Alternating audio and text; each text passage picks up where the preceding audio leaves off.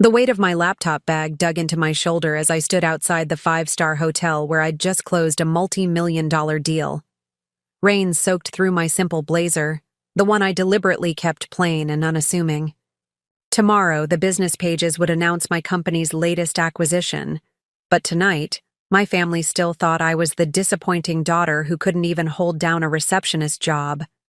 The ultimate family failure. Little did they know, I was about to walk into our annual reunion with my personal chauffeur in tow and finally show them exactly who I'd become while they were busy underestimating me. Before we jump back in, tell us where you're tuning in from, and if this story touches you, make sure you're subscribed, because tomorrow, I've saved something extra special for you. Eleanor, did you file those invoices yet? Mr. Patterson has been asking about them all morning. Janice's voice cut through the open office space, deliberately loud enough for everyone to hear. I kept my eyes on my computer screen, refusing to give her the satisfaction of seeing my frustration.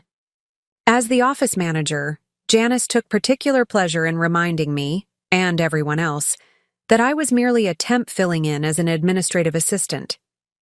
They're done. I sent them 20 minutes ago, I replied, voice level despite the knot forming in my stomach. This wasn't supposed to be my life at 32, not even close. I glanced at the clock, 5:47 p.m. Nearly 12 hours since I'd first sat down at this desk, but I couldn't leave yet, not until I finished this last spreadsheet. Not until Janice had gone home and I could finally access the financial templates I needed without raising suspicions. This was my fourth job this year, a fact my father never failed to mention at family gatherings. Eleanor's exploring her options, he'd say with that thin smile that never reached his eyes. Still figuring things out. The words always dripped with disappointment, as if I were 16 instead of 32, as if each job wasn't strategically chosen for what I could learn from it. My phone buzzed with a text from my sister, Catherine. Don't forget dinner tonight, at Dad's, 7:30 sharp. Wear something nice for once, please. Morgan and Robert will be there with their kids. And yes, Dad wants an update on your career situation. I suppressed a sigh. Morgan, my older sister, and her husband, Robert, were my father's pride and joy. Both successful attorneys at the same prestigious firm with a beautiful Victorian, home in the suburbs, and two perfectly behaved children who attended the right private school. Then there was Catherine, the middle child, a pediatrician married to a surgeon. Between them, they'd fulfilled every expectation my father had ever articulated after our mother died when I was 12. And then there was me, Eleanor Reed, the family disappointment. The office emptied gradually until only the cleaning staff remained, plus me, still hunched over spreadsheets. I waited until Janice's car pulled out of the parking lot before opening my secure encrypted hard drive and extracting the templates I'd been developing for months. I wasn't just an administrative assistant. This temp job, like the others before it, was strategic reconnaissance. 4 years ago, after being laid off, from a promising position at a financial consulting firm during company-wide cuts, I'd made a decision. Instead of desperately clinging to the corporate ladder where my worth was determined by others, I would build something of my own, something they couldn't take away from me again. So I launched Monarch Financial Solutions, a boutique consulting firm specializing in helping struggling companies restructure their operations for maximum efficiency and profitability. My experience watching businesses fail from the inside had taught me exactly where the weak points typically were, and more importantly, how to fix them. But I kept it quiet, operated under the company name rather than my own, used an LLC that couldn't be easily traced back to me, hired a virtual assistant for client communications. In the eyes of my family, I was still floundering, unable to find stability. Why the secrecy? Perhaps it was self-preservation. My father had spent my entire life predicting my failure. When I chose economics instead of pre-law at university, he'd shaken his head. Not practical enough, he declared. When I joined a startup instead of an established firm after graduation, he'd warned everyone it would collapse. When it did 3 years later, though through no fault of mine, his knowing nods had been almost unbearable. After 2 decades of crushing expectations and subtle undermining, I couldn't bear to have him witness my fledgling company's vulnerable early stages. I couldn't stomach the doubtful questions, the skeptical glances, the waiting for me to fail again. So I decided he would see nothing until there was something undeniable to see. I packed away my laptop as my phone buzzed again. Running late. Dad's already making comments. Hurry up. Catherine. I texted back a brief acknowledgement and headed for the parking garage. My car, a 10-year-old Honda with a dent in the passenger door, was reliable but unremarkable. Exactly how I wanted it. The truth was, I could afford something far more luxurious now. Monarch had grown exponentially in the past 2 years, with 7 full-time employees and a client list that now included 2 Fortune 500 companies. My first major client had been Everton Manufacturing, a medium-sized company hemorrhaging money despite solid products. The CEO had been skeptical about hiring my unknown firm, but desperate times had made him willing to take chances. I'd restructured their entire operation, trimmed unnecessary expenses, renegotiated supplier contracts, and implemented new inventory management systems. Within 6 months, they'd turned their first profit in 3 years. Word had spread, slowly at first, then with gathering momentum. Business owners talked. Success created ripples. My phone began ringing with referrals. Now Monarch generated over 7 figures in annual revenue. My personal income had crossed into the mid-6 figures. I owned a beautiful loft downtown, though I gave my family a different address and had investments across multiple sectors. But as far as they knew, I was still the struggling youngest daughter, bouncing between temporary jobs. I could have told them, of course, could have arrived at family gatherings in designer clothes and a luxury car, flaunting my success. But something held me back. Perhaps I was waiting for the perfect moment. Perhaps I wanted my success to be so overwhelming that even my father couldn't diminish it with a casual remark or skeptical question. Or perhaps, most honestly, I wanted to see the look on his face when he realized how completely he had underestimated me. I pulled into my father's driveway at 7:43 p.m. The lights were on, illuminating the stately colonial where I'd grown up. I could see silhouettes moving behind the dining room curtains, my family, already seated, undoubtedly discussing my tardiness and unreliability. I checked my reflection in the rearview mirror. My clothes were simple but good quality, a gray blouse and black pants that could pass for ordinary office wear, but were actually from a boutique designer. My makeup was minimal, hair pulled back in a practical ponytail. Nothing that would suggest I'd closed a $2.4 million consulting contract just hours earlier. The front door opened before I could ring the bell. My father stood there, tall and imposing despite being in his late 60s, silver hair perfectly combed, wearing a dress shirt and slacks, even for a family dinner at home. "You're late, Eleanor," he said by way of greeting. His eyes flicked over my modest outfit with familiar disappointment. "Sorry, Dad. Work ran long." I gave him a quick kiss on the cheek, which he accepted stiffly. "Temporary work shouldn't demand overtime," he commented as he closed the door behind me. "That's the advantage of being expendable. Regular hours." I bit my tongue against this retort that bubbled up. The irony was rich. My temporary work today had involved analyzing profitability projections for a potential $12 million expansion of one of my clients' manufacturing facilities. But to him, I was just an admin assistant who couldn't manage her time. The dining room fell silent as I entered.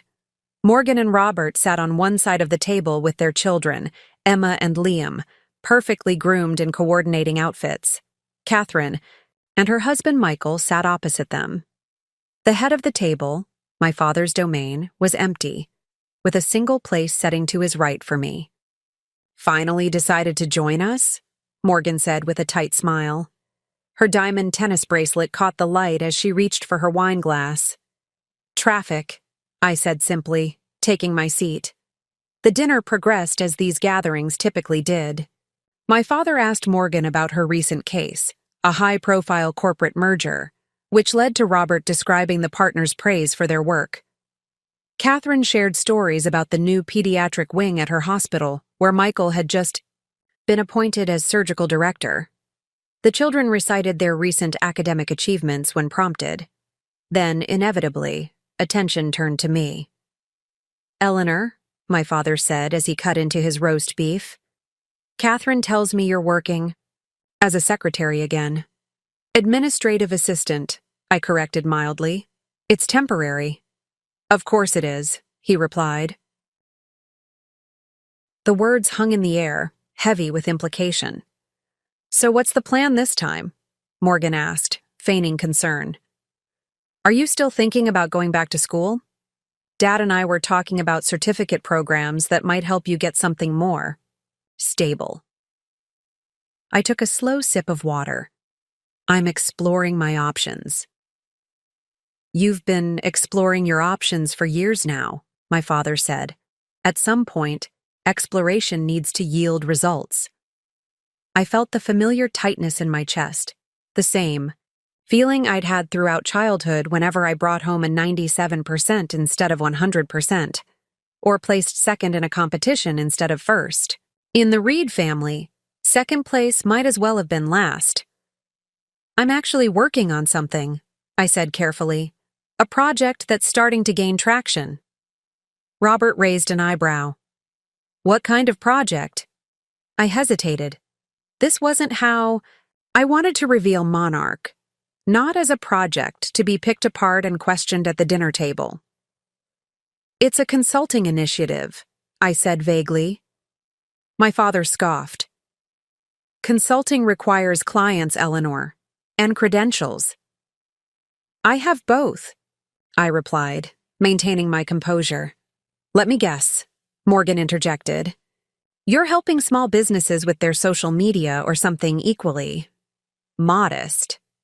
The condescension in her voice made my fingers tighten around my fork. My sister had no idea that just last month I'd advised the CEO of a company where she desperately wanted to land an account. He'd asked for my opinion on their legal representation, and I'd recommended a different firm. The irony would have been delicious if it weren't so bitter. "Something like that," I murmured. "Well," my father said, setting down his knife with finality, "perhaps it's time to be realistic. I've been patient, Eleanor. We all have.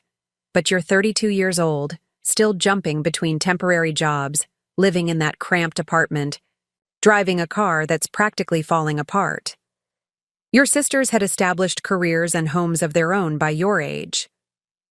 "Everyone has their own timeline, Dad," Catherine offered half-heartedly. He waved her comment away. "Timeline is one thing. Direction is another. Eleanor seems to lack both."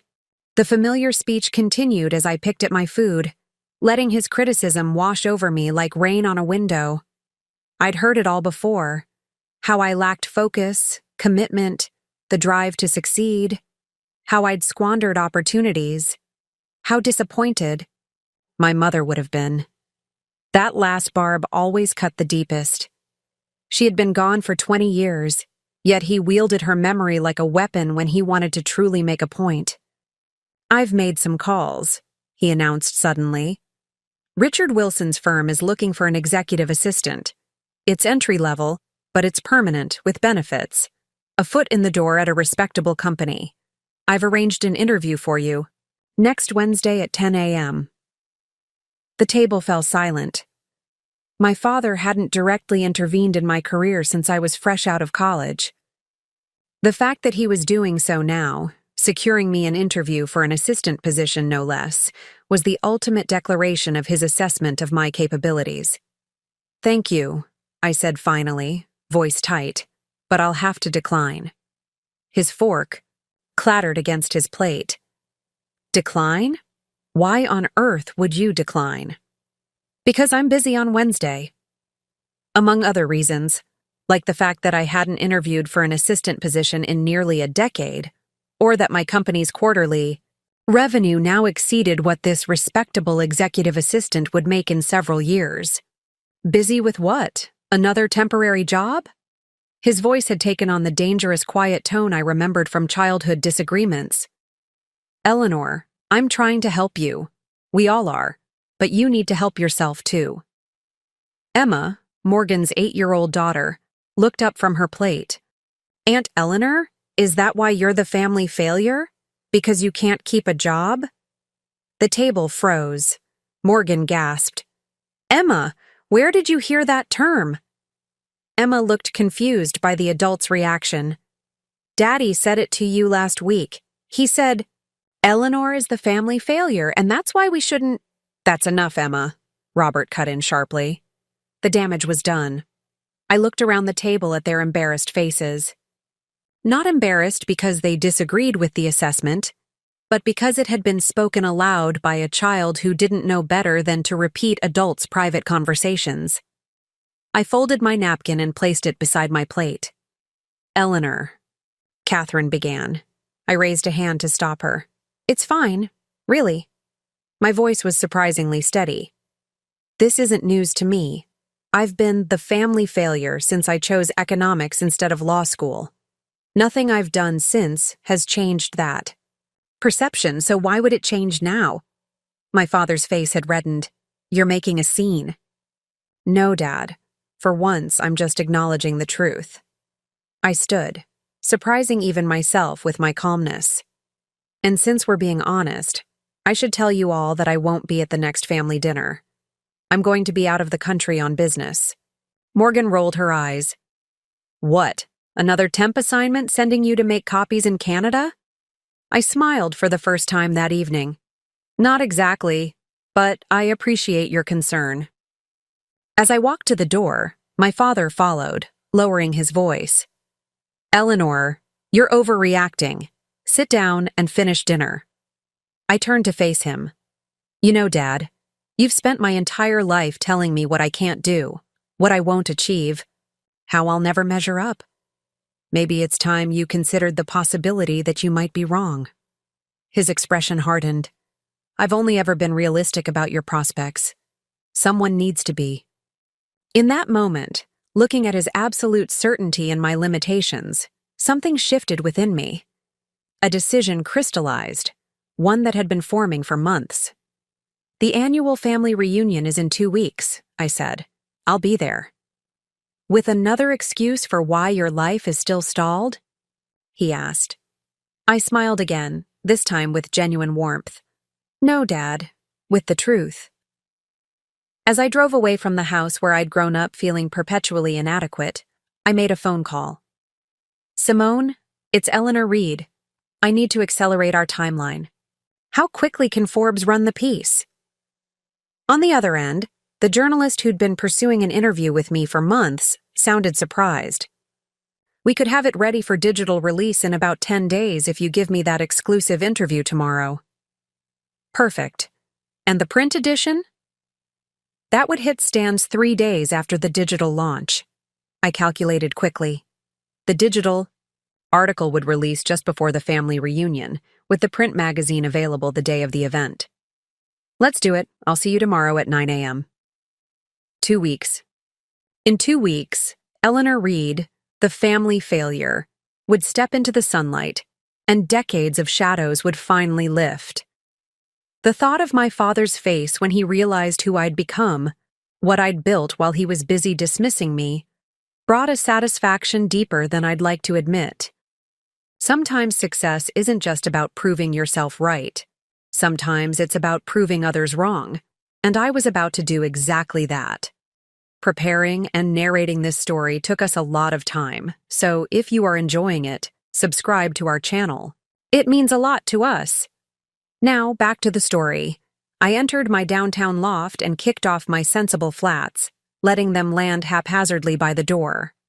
The contrast between my father's colonial house and my modern penthouse couldn't have been more striking. Where his home was all traditional wood and heritage furniture, Mine featured floor-to-ceiling windows overlooking the city skyline, minimalist decor, and state-of-the-art technology integrated into nearly every surface. I poured myself a glass of Macallan 18, a luxury I allowed myself after particularly trying days, and walked to the window wall. The city lights twinkled below like fallen stars, each one representing dreams, ambitions, struggles. Somewhere out there were other women like me, fighting battles no one knew about, building empires in silence. My phone buzzed with an incoming, "Call Catherine." I considered letting it go to voicemail, but answered on the third ring. "Hey, Eleanor, I'm sorry about dinner." Her voice was tight with genuine regret. "That was awful. What Emma said?" "Children repeat what they hear," I replied, surprising myself with how little emotion I felt. At least now I know where I stand officially. "It's not like that. Robert shouldn't have said it, but..." "But what? He's not wrong?" I took a sip of the scotch, letting the warmth slide down my throat. By the family's metrics, I am a failure. I don't have the prestigious career, the picture-perfect spouse, the house in the suburbs with the white picket fence. I don't fit into Dad's vision of success. Catherine was quiet for a moment. "None of us do, not really. We just fake it better." That caught me off guard. "What do you mean?" She sighed, a heavy sound that seemed to carry years of unspoken weight. "You think Morgan's happy? She works 80-hour weeks and barely sees her kids. Robert's been passed over for partner twice now. They're drowning in debt trying to maintain the lifestyle Dad expects." I blinked, processing this new information. "And you and Michael?" "Michael hates surgery. Did you know that? He wanted to be a family physician, but Dad made it clear that wasn't prestigious enough for a Reed son-in-law, and I..." She trailed off. "You what?" "I'm good at what I do. I love my patients. But sometimes I wonder if I chose pediatrics because I wanted to, or because it was the acceptable compromise between Dad's expectations and what I could tolerate." I moved to my sleek white couch and sank into the cushions. "Why are you telling me this now, Catherine?" "Because you walked out tonight with this look in your eyes. Like you've made a decision, and I just..." She hesitated. "I wanted you to know that however it looks from the outside, you're not the only one struggling with Dad's expectations. You're just the only one brave enough to forge your own path." The admission hung between us, both surprising and not. I'd been so focused on my own relationship with our father that I'd never truly considered how my sisters might be suffering under the same pressures, just in different ways. "Thank you for saying that," I said finally. "What are you planning, Ellie?" She hadn't called me by my childhood nickname in years. "For the reunion, I mean." I smiled to myself. "Let's just say I'm done living in the shadows." That sounds ominous. It's not, I promise. But I think it's time everyone knew who I really am. I paused, then added, "You might want to prepare yourself, and maybe prepare Dad, though I doubt anything could." "Now I'm really intrigued," Catherine said, her voice lighter than I'd heard it in years. "Whatever it is, I'm in your corner. I should have been all along." After we hung up, I walked to my home office, a room my family had never seen and would scarcely believe. One wall was dedicated to awards and press mentions Monarch had received, while another displayed framed photos with clients and business partners. My desk, a custom piece made from reclaimed wood and steel, faced the windows so I could draw inspiration from the city below. I opened my laptop and pulled up the draft of the Forbes article Simone had sent earlier for my review. The headline read, "The Invisible Empire: How Eleanor Reed Built a $30 million Consulting Firm Without Anyone Noticing." The article detailed my journey, from being laid off to identifying a gap in the market for tailored financial rescue strategies. That actually worked. It highlighted my unconventional approach, working temporary jobs at struggling companies to gain insider knowledge of their operations before approaching them as a consultant. It praised my unique business model that tied Monarch's fees directly to measured improvements in client profitability. What the article didn't mention, because I hadn't shared it, was the personal reason behind my secrecy.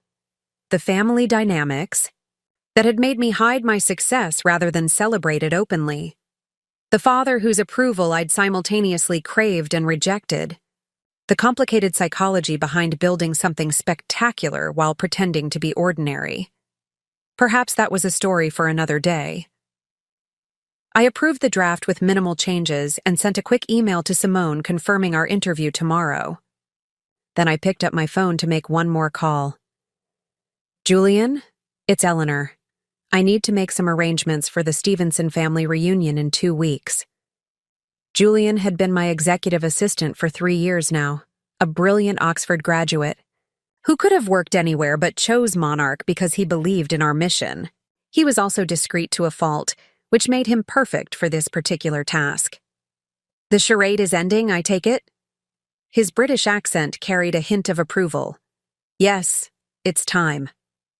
I explained what I needed, including the timing of the Forbes article and the specifics for the day of the reunion. Consider it done, he said. And if I may say so, it's about bloody time.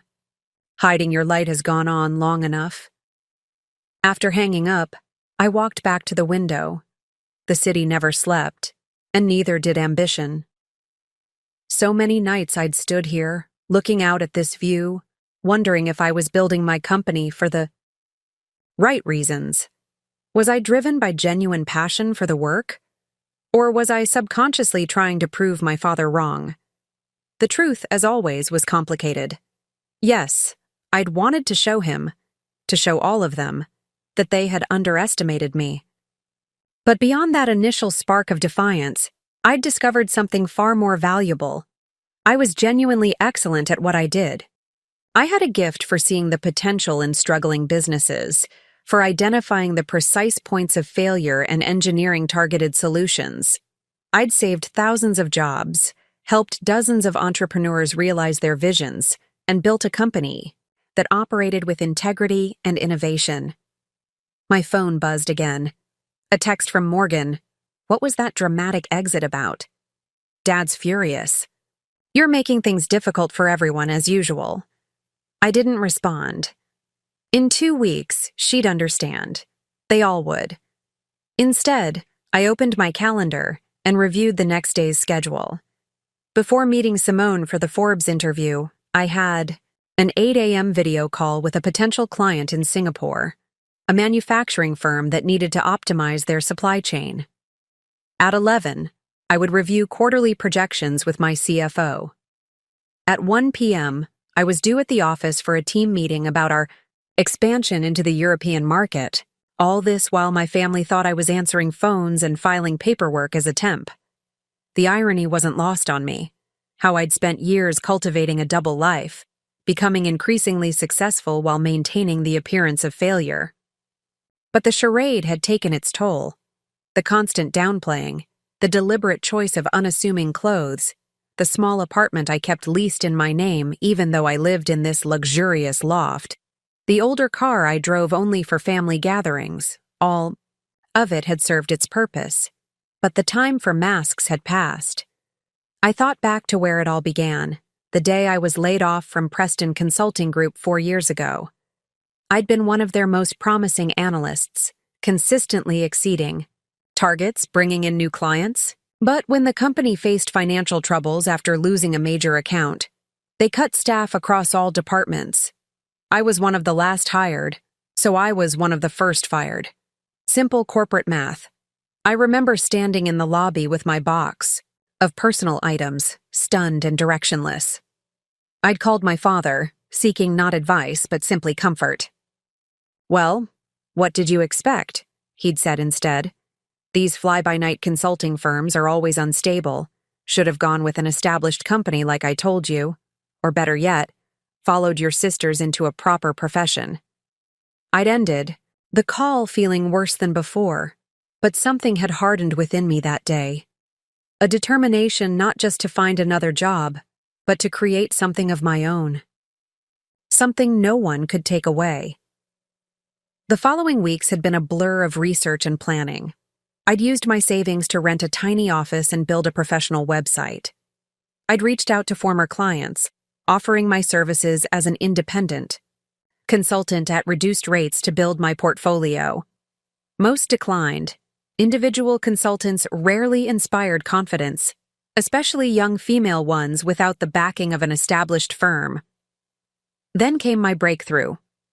A former colleague had taken a job at Everton Manufacturing and mentioned they were struggling. On a whim, I'd applied for a temporary administrative position in their finance department. 2 weeks in, I'd identified 5 critical inefficiencies in their operations. I documented everything, created detailed solutions, and drafted implementation timelines. When my temporary assignment ended, I approached the CEO directly, presenting my findings and offering my services as a consultant to implement the changes. He'd been skeptical, but desperate enough to take a chance. 3 months later, Everton had reversed its downward trajectory. 6 months later, they were profitable again. The CEO became my most vocal advocate, recommending me to his entire business network. Monarch Financial Solutions was born. I'd chosen the company name deliberately. The Monarch butterfly undergoes a complete transformation, emerging from its chrysalis as something entirely new and capable of soaring. That metamorphosis resonated with me on a profound level. As Monarch grew, I made a strategic decision to keep my personal profile low while building the company's reputation. At first, it was practical. Clients took the firm more seriously than they took me individually. But as success mounted, my reasons for maintaining the separation became more personal. Each family dinner where my father dismissed my potential, each condescending remark from Morgan about my temp jobs, each well-intentioned but patronizing suggestion from Catherine about career paths I might consider, all reinforced my decision to keep my success private until it was too overwhelming to deny. I walked to my bedroom, where I'd already laid out my outfit for tomorrow's interview, a tailored Armani suit in deep burgundy with subtle gold accessories. Professional but boldly confident. The real Eleanor Reed, not the muted version I presented to my family. The chauffeur was actually Julian's idea. "If you're going to make an entrance," he'd said with his characteristic British understatement, "make it properly theatrical." I'd initially hesitated. It seemed unnecessarily flashy. But the more I thought about it, the more appropriate it felt. After years of deliberately downplaying my success, the time for subtlety had passed. Besides, the look on my father's face, when a uniformed driver opened the door of a Rolls-Royce for his failure daughter, would be worth whatever judgment followed. I slipped into bed, my mind racing with thoughts of the coming days, the Forbes interview tomorrow, the article release, the family reunion. After years of careful planning and silent achievement, everything was about to change. My phone buzzed, one final time. A text from my father. "We need to discuss your behavior at dinner. Call me tomorrow." I placed the phone face down on my nightstand without replying. In 2 weeks, we'd have plenty to discuss, but not on his terms. For once, the conversation would happen on mine. As I drifted toward sleep, I thought about the young woman who had stood in that lobby 4 years ago, clutching a box of belongings and fighting back tears. How I wished I could tell her what lay ahead. That her lowest moment would become the catalyst for her greatest triumph. That her father's doubt would fuel her determination. That one day she would build something so undeniable that even he would have to acknowledge her success. Sometimes the people who believe in you least are the ones who inadvertently push you to achieve the most. My father had never intended to motivate me with his dismissal. He genuinely believed I would fail. But in his certainty of my limitations, he had given me the greatest gift of all, the burning desire to prove him wrong. And in 2 weeks, at the annual Stevenson family reunion, that's exactly what I would do. The next morning, I stood in Monarch's headquarters on the 32nd floor of the Archer building downtown. Floor-to-ceiling windows offered a 360-degree view of the city, a view I'd earned through years of relentless work. Our office space occupied the entire floor, with an open central area surrounded by glass-walled conference rooms and private offices. The design was intentional, transparency paired with privacy, collaboration with focus. Ms. Reed, Simone Blackwell, from Forbes is here, announced Zara, our receptionist. I smoothed down my burgundy Armani suit and adjusted the delicate gold necklace at my throat. Show her to the East Conference Room, please, and have Julian bring in the presentation materials. Zara nodded efficiently. At 25, she was brilliant, ambitious, and reminded me of myself a decade ago. Except she had something I never did. A mentor who believed in her potential. I'd hired her directly out of college against my HR director's recommendation, sensing the same hunger for achievement that had driven me. 2 years later, she was completing her MBA part-time while managing our front office with impeccable precision. I took a deep breath, preparing for the Forbes interview I'd delayed for months. When Simone had first reached out, Monarch was still growing, still proving itself. Now, with our client list expanding internationally and our valuation climbing, the timing felt right, especially with the family reunion approaching.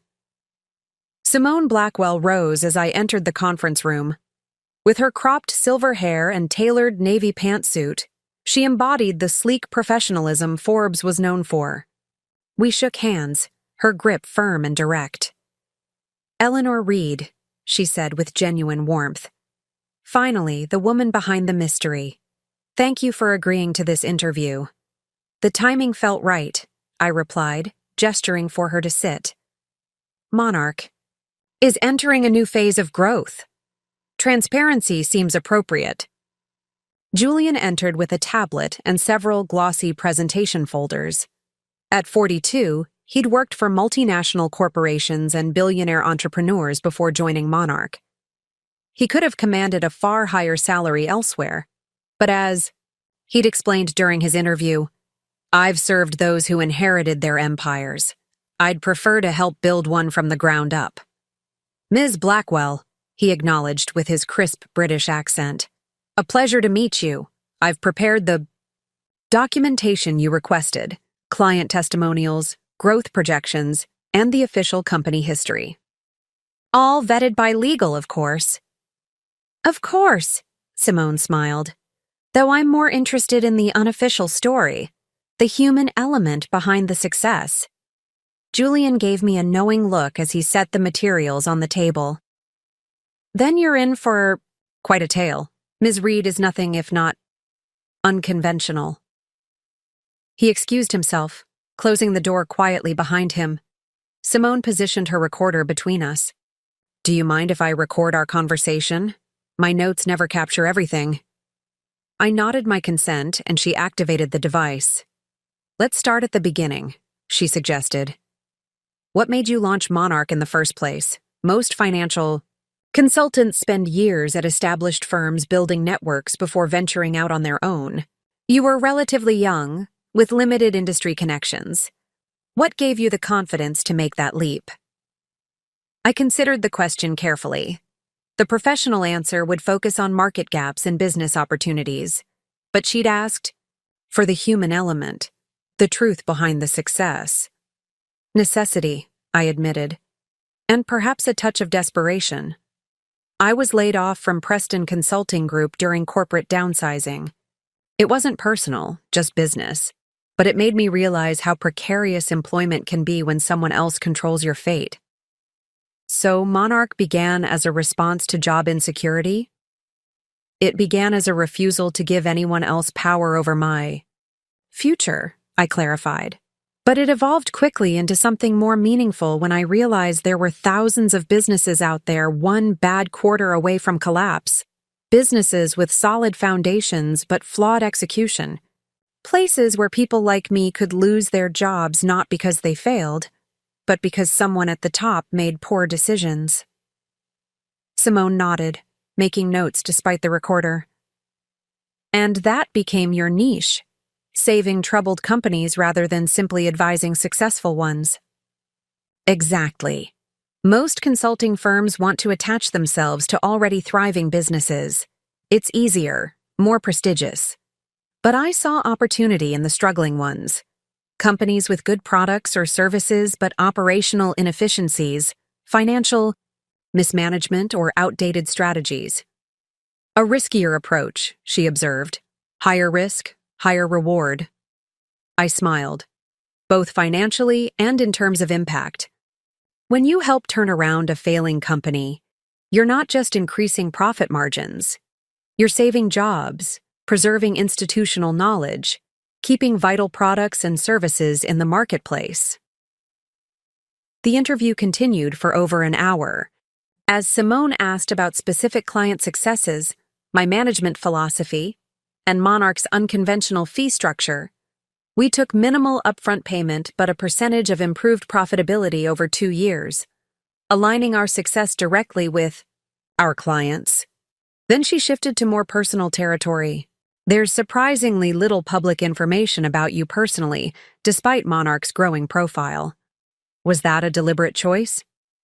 I tensed slightly, but maintained my composed exterior. It was strategic initially. When you're young, female, and building a financial consulting firm, you face certain prejudices. Keeping the focus on the company rather than its founder helped bypass some of those barriers.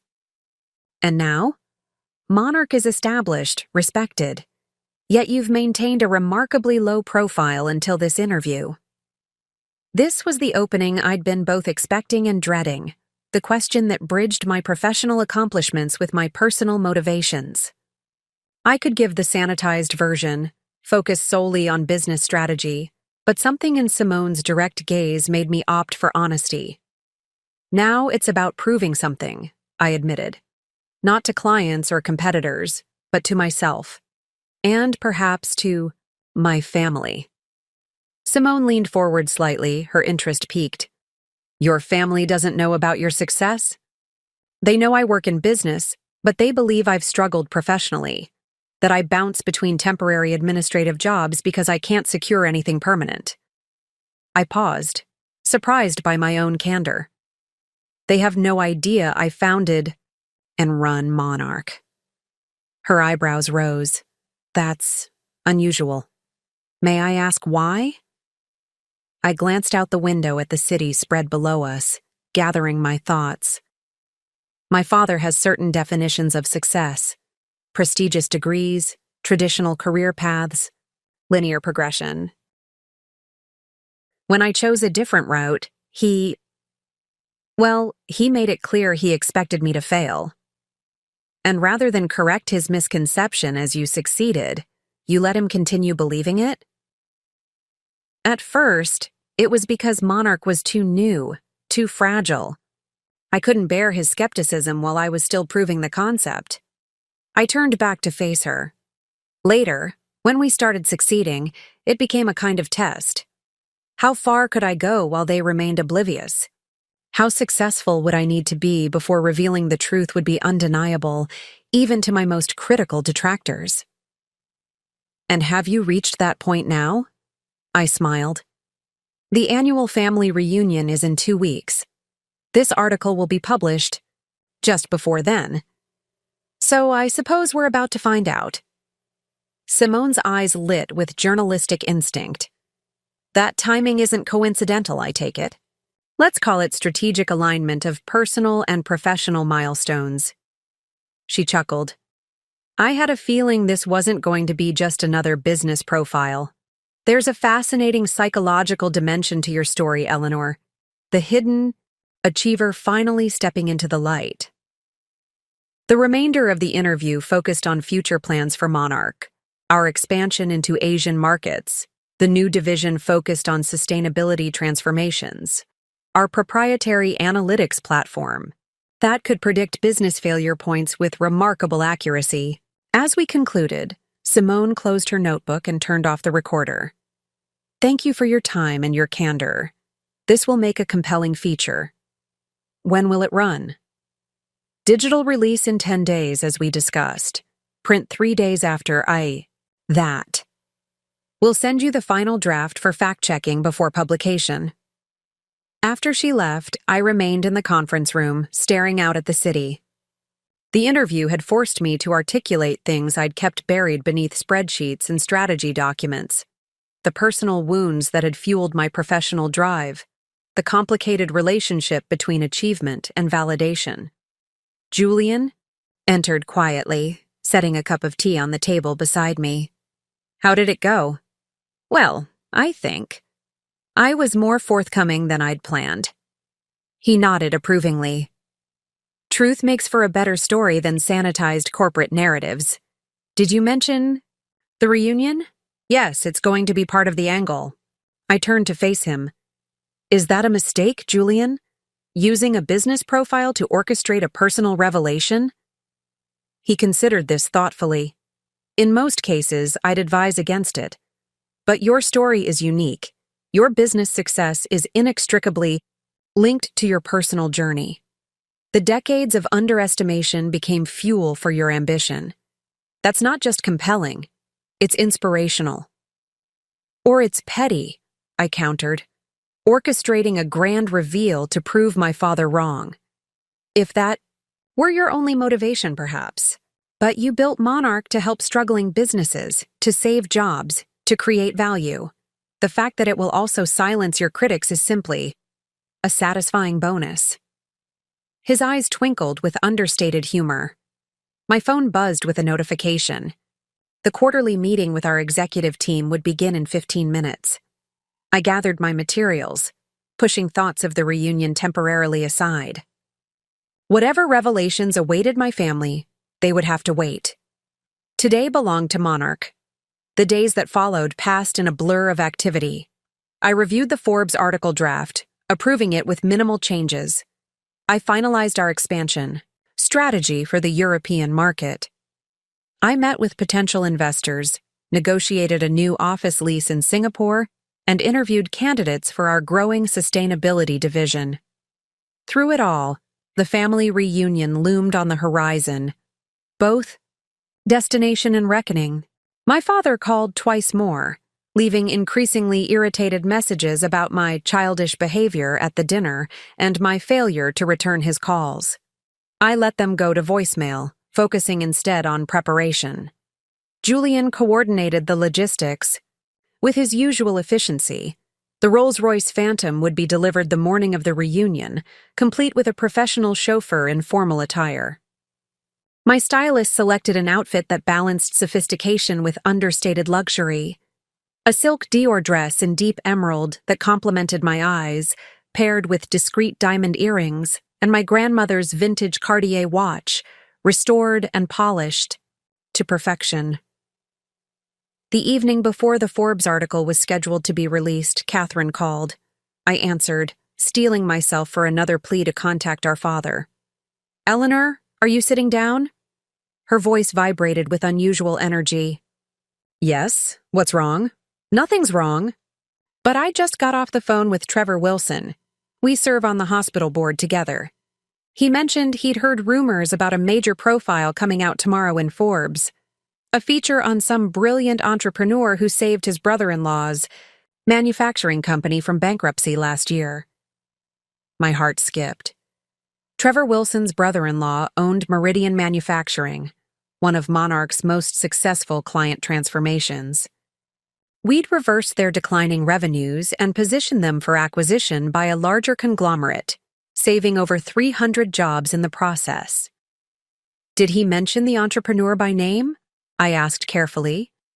No, just that it was someone local, who'd built some kind of consulting empire right under everyone's noses. But then he said something about the Archer building downtown, and I remembered you mentioning you had a meeting there a few months ago. I remained silent, neither confirming nor denying. Eleanor, she said slowly, is there something you haven't been telling us? The moment stretched between us, the perfect opportunity to offer a preview, to let at least one family member into my confidence before the public reveal. But something held me back. Perhaps it was the years of conditioning, of compartmentalizing. my life into what my family saw and what was real. Perhaps it was the desire to have them all discover the truth simultaneously, with no advance warning to dull the impact. "Let's talk at the reunion," I said finally. "I think you'll find it illuminating," she sighed, frustrated but intrigued. "You're being deliberately cryptic. That's not like you."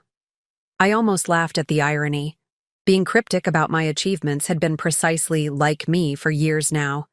My entire family had no idea who I truly was, what drove me, what I'd built, what I was capable of. But that was about to change. The morning the Forbes article went live, I woke before dawn. I brewed a cup of strong coffee and opened my laptop, heart pounding as I navigated to the Forbes website.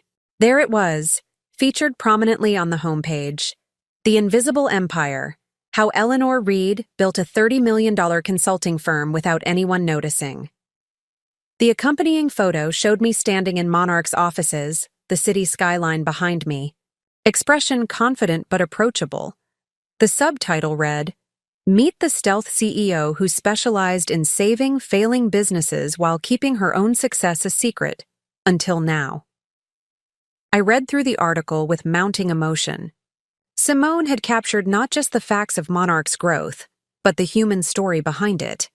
The laid-off consultant who transformed rejection into opportunity, who built a business model around saving other businesses, who measured success not just in profits but in jobs preserved and livelihoods protected. She'd been tasteful about the family elements, not naming names, but noting that Reed's unconventional path to success ran counter to family expectations, leading to the unusual circumstance where her closest relatives remained unaware of her achievements until this publication. By 8 a.m., my phone was buzzing constantly with notifications. LinkedIn connection requests from industry leaders who had previously ignored my outreach. Emails from potential clients and investors. Text messages from the few friends who knew about Monarch, congratulating me on going public at last. But nothing from my family. Not yet. Julian called at 9:15. "The article is making quite a splash. CNBC wants you on tomorrow. Bloomberg called twice already. And the owner of the Archer building sent champagne to the office with a note saying he's proud to have Monarch as a tenant. Any word from..." I left the question unfinished. "Your family?" "Not that I'm aware of." His tone softened. "Perhaps they haven't seen it yet. The print edition won't be available until the reunion." "Right," I agreed, pushing aside a flicker of disappointment. What had I expected? That my father would read a business publication he never followed, immediately, recognize me and call with effusive apologies for years of underestimation? The reality, I knew, would be far more complicated. And it would begin tomorrow at the Stevenson family reunion, held annually at my great-uncle's sprawling estate in the countryside. The event typically drew 60 to 70 family members, from immediate relatives to distant cousins, all of whom had heard my father's dismissive comments about his underachieving youngest daughter over the years. I spent the day at the office, deliberately immersing myself in work rather than constantly checking for family reactions. We had a major client presentation that required finalization, contract negotiations for our Singapore office lease, and interviews scheduled for the sustainability division. Normal business operations provided a welcome distraction from the anticipation of tomorrow's revelation. At 7 p.m., as I was reviewing the final changes to our client presentation, Julian appeared in my office doorway. "Enough," he said firmly. "You've been at it for 12 hours. The reunion is tomorrow, and you need rest." I sighed, acknowledging he was right.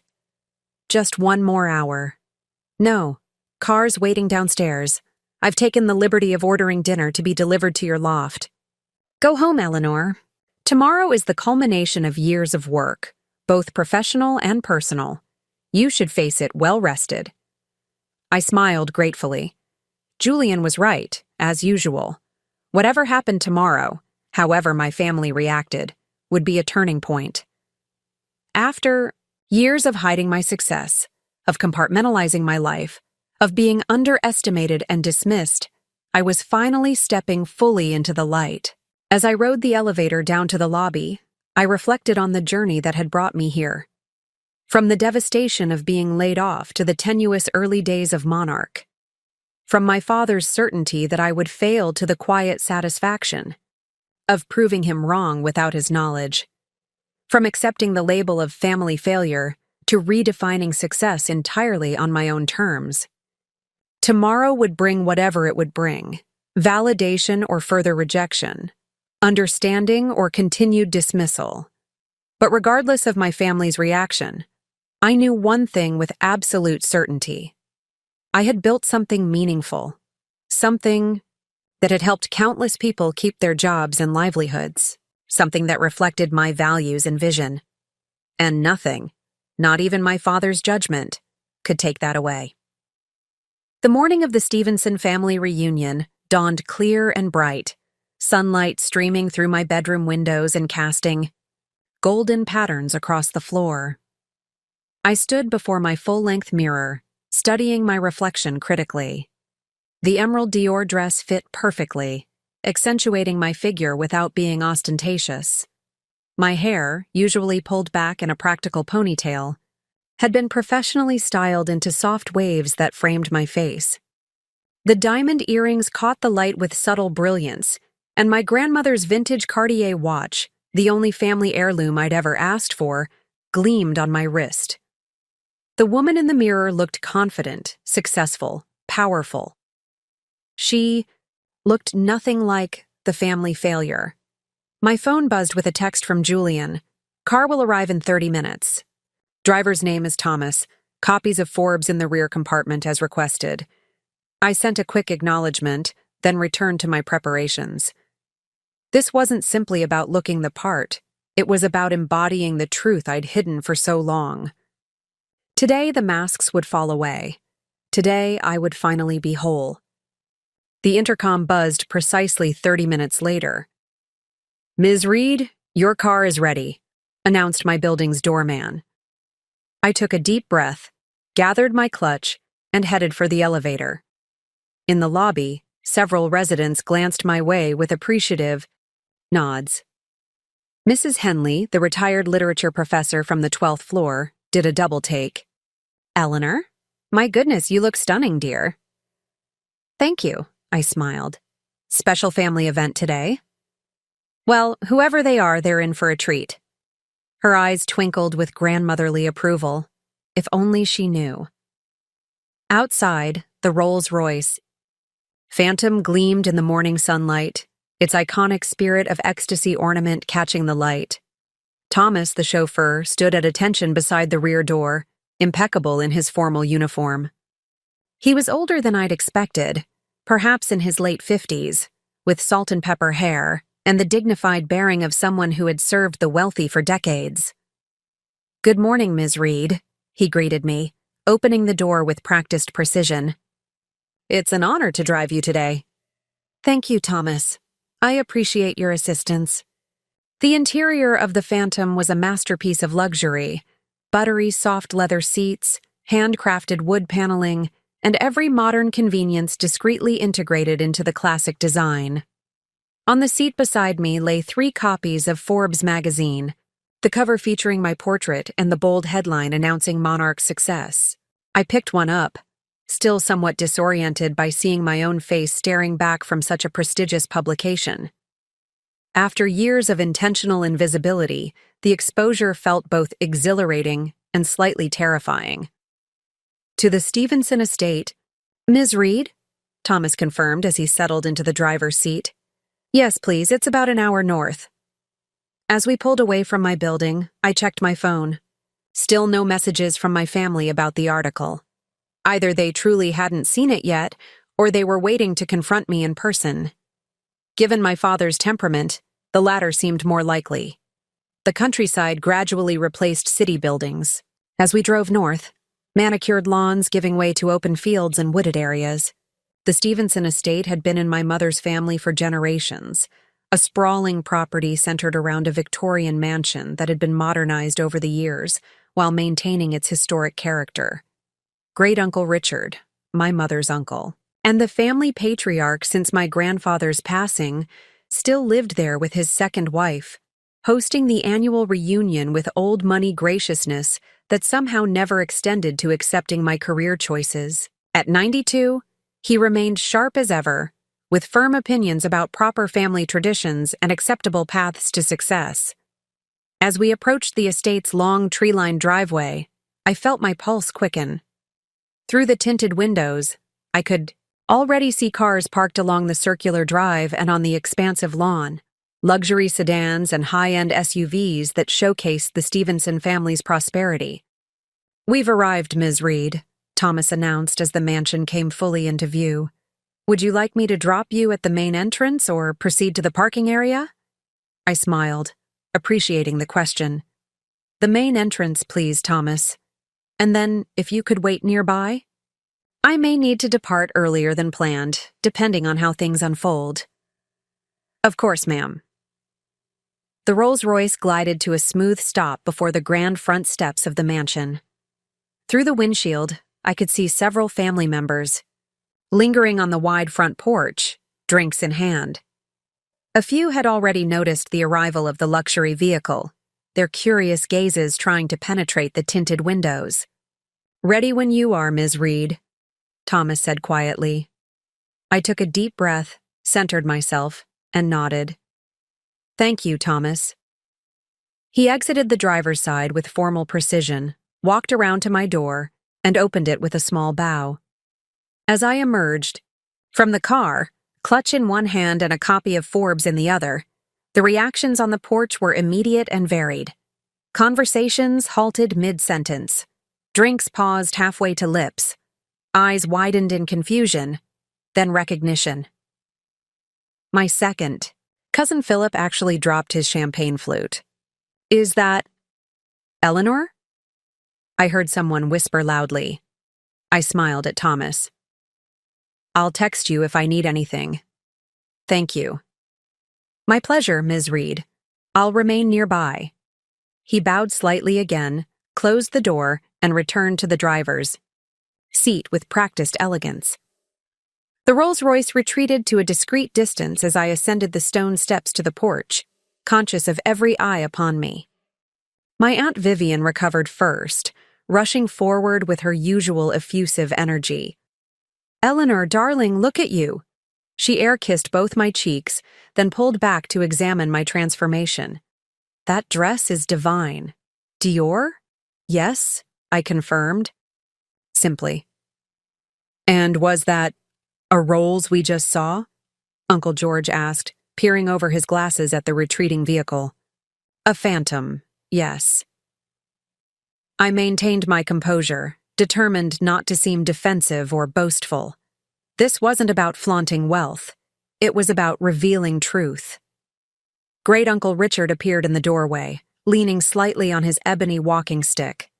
At 92, he remained imposing, tall, thin, with piercing blue eyes that missed nothing. "Well, well," he said, his aristocratic voice carrying across the suddenly quiet porch. "Eleanor has decided to make an entrance this year. Come here, child. Let me look at you." I crossed to him, accepting his dry kiss on my cheek with appropriate deference. Despite his occasionally antiquated views, I'd always respected Great-Uncle Richard's intelligence and directness. "You seem different," he observed, studying me with those penetrating eyes. "Something's changed." "Several things, actually," I replied. "But perhaps we should discuss that inside. I wouldn't want to create a scene." His lips twitched with the ghost of a smile. Rather late for that concern, I'd say. The Rolls-Royce saw to that. He gestured toward the entrance. "Nevertheless, propriety demands we continue this discussion in private. Your father is in the library with Catherine and Morgan." Of course he was. The library had always been my father's preferred domain at family gatherings, a place where he could hold court surrounded by leather-bound books that signaled intellect and tradition. As we entered the mansion's grand foyer, more relatives turned to stare. second cousins I saw only at these annual gatherings, my mother's younger sister and her husband from Boston, distant relatives whose exact connection to the family tree remained vague. All of them had heard my father's dismissive comments about me over the years. All of them had formed impressions based on his narrative of my supposed failures. Great-Uncle Richard led the way to the library, his cane tapping rhythmically against the hardwood floors. I followed, maintaining my composure despite the whispers that trailed in our wake. Outside the heavy oak doors, he paused. "Whatever revelation you're about to deliver," he said quietly, "remember that family remains family, even when they disappoint us, or we disappoint them." With that enigmatic comment, he pushed open the doors and announced with unnecessary volume, "Look who's arrived in grand style." The library fell silent as all eyes turned toward me. My father stood by the fireplace, tumbler of scotch in hand, frowning at the interruption. Catherine and Morgan sat in adjacent armchairs, their husbands hovering nearby.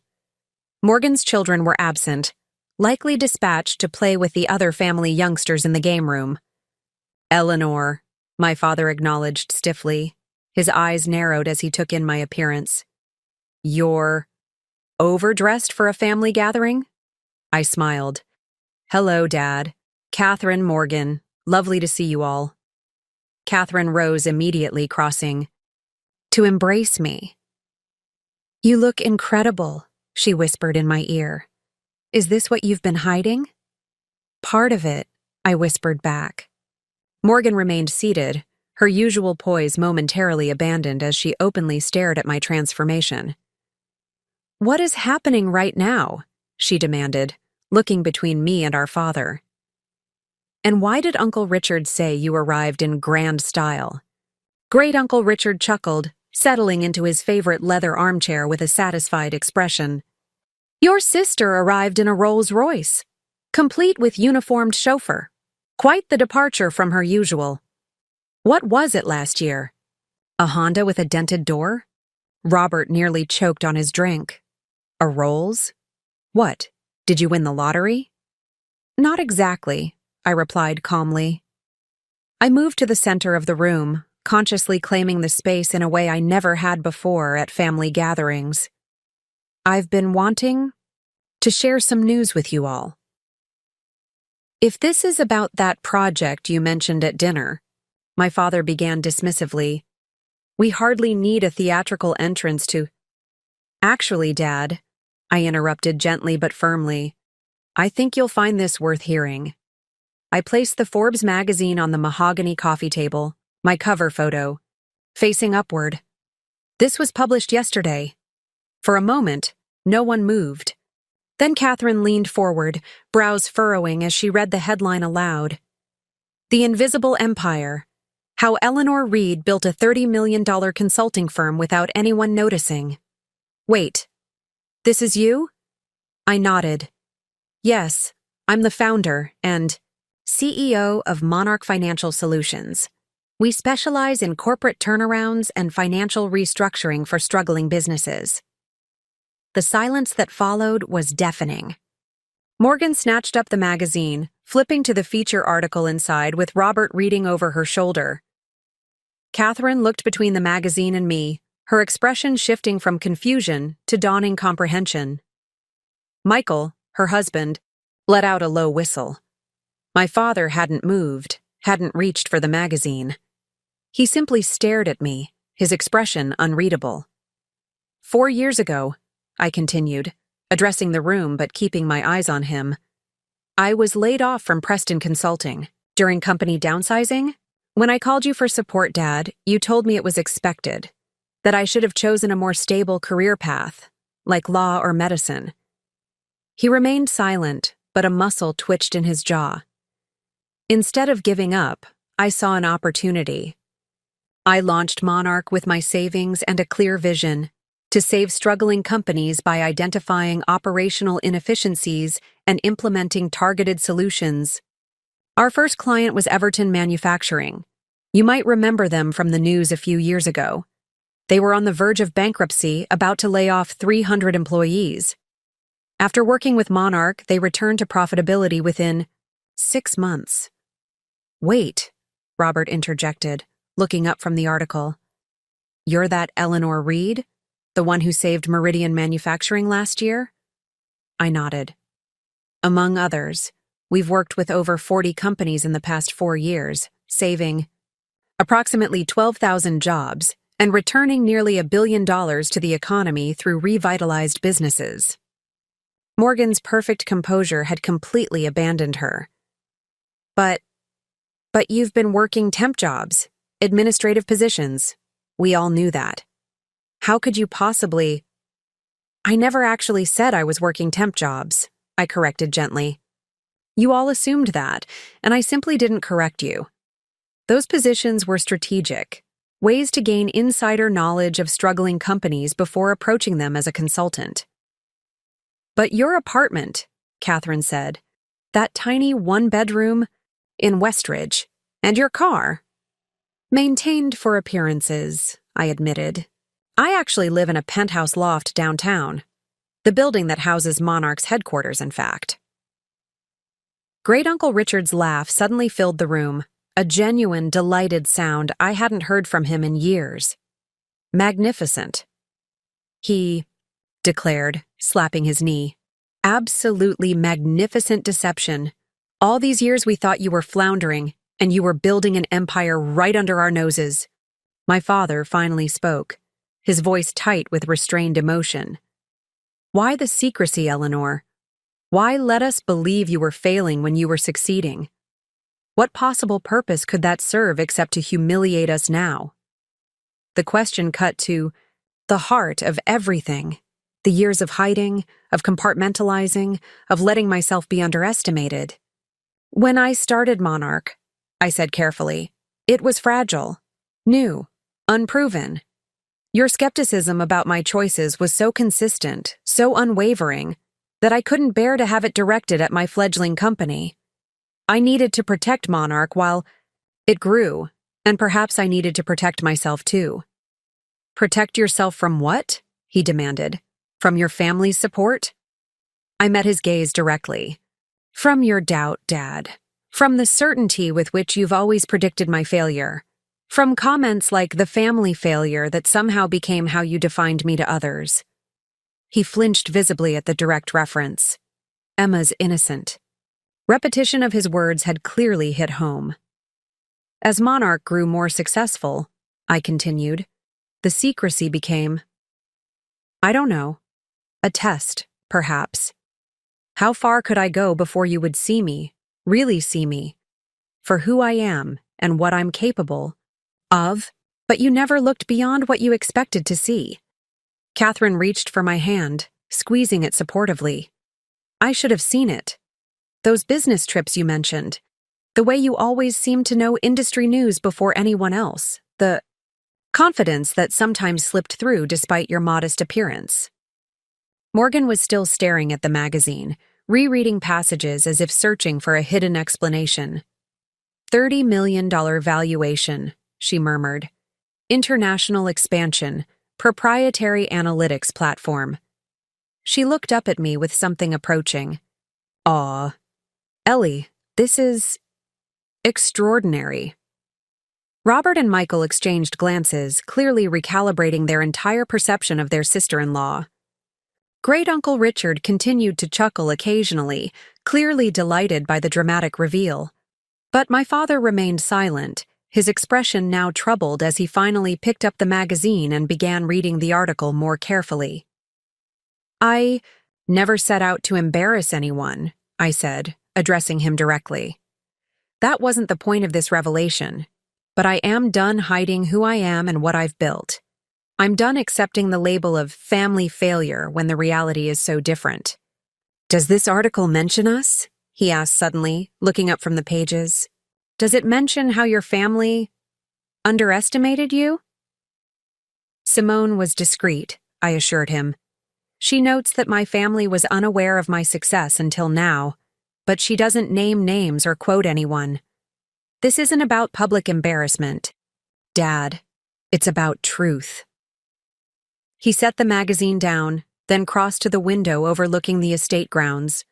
We could all see the Rolls-Royce parked at a discreet distance, Thomas standing at attention beside it. "Did you really need the chauffeur? The luxury car?" he asked quietly. "Was that necessary to make your point?" "Perhaps not," I acknowledged. But after years of deliberately downplaying my success, driving an old car, wearing modest clothes, maintaining that small apartment, I wanted the external reality to finally match the truth. Just once, I wanted to arrive as who I truly am, not who you all thought I was. He turned from the window, his expression softening slightly. "And who are you, Eleanor? Beyond the company valuation and the fancy car?" The question surprised me, deeper and more genuine than I'd expected. From him. "I'm someone who finds meaning in saving what others would discard," I said after a moment. "Someone who sees potential where others see only failure. Someone who values substance over appearance and results over credentials." I paused. Someone who spent far too long seeking approval from people who weren't looking closely enough to give it. The library door opened then, and Aunt Vivian poked her head in. "Richard, everyone's gathered for the family photo and—" "Oh." She glanced around, sensing the tension. "Should I come back later?" Great Uncle Richard rose with surprising agility for his age. "Nonsense, Vivian. We're coming now. A family photo seems particularly appropriate today, as we've just discovered that Eleanor has been keeping quite extraordinary secrets from us all." He winked at me.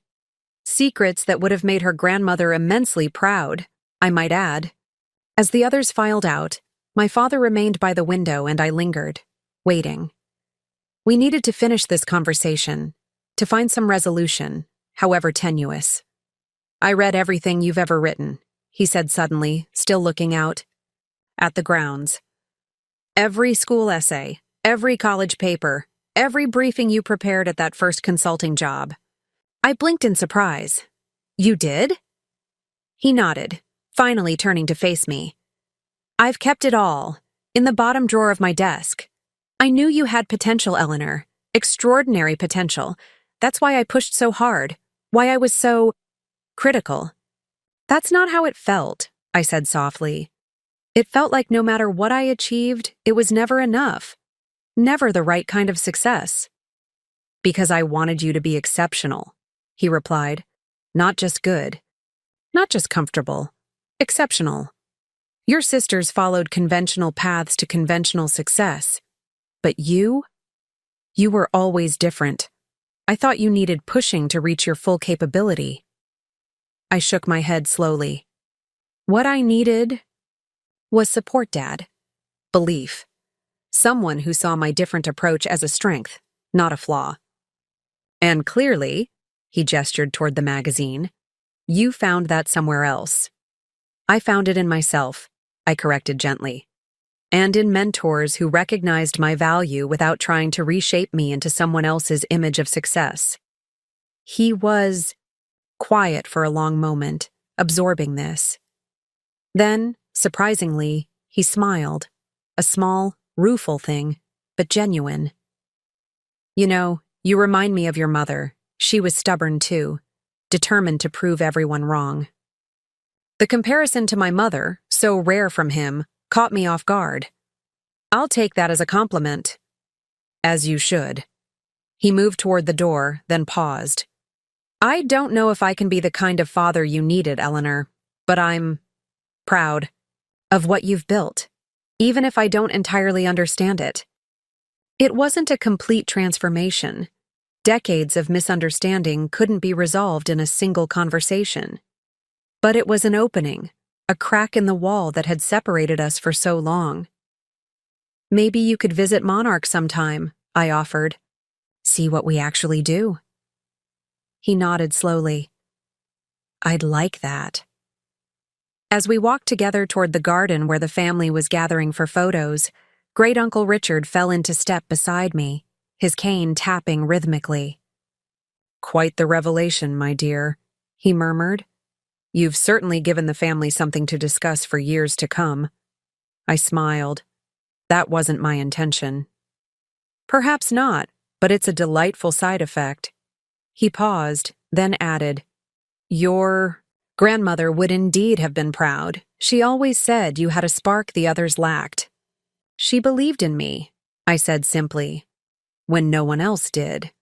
And now? He asked, gesturing toward the assembled family members, who were watching our approach with undisguised curiosity. Now that they all know the truth? I considered the question as we crossed the manicured lawn.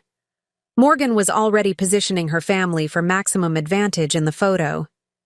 Catherine was watching me with newfound respect.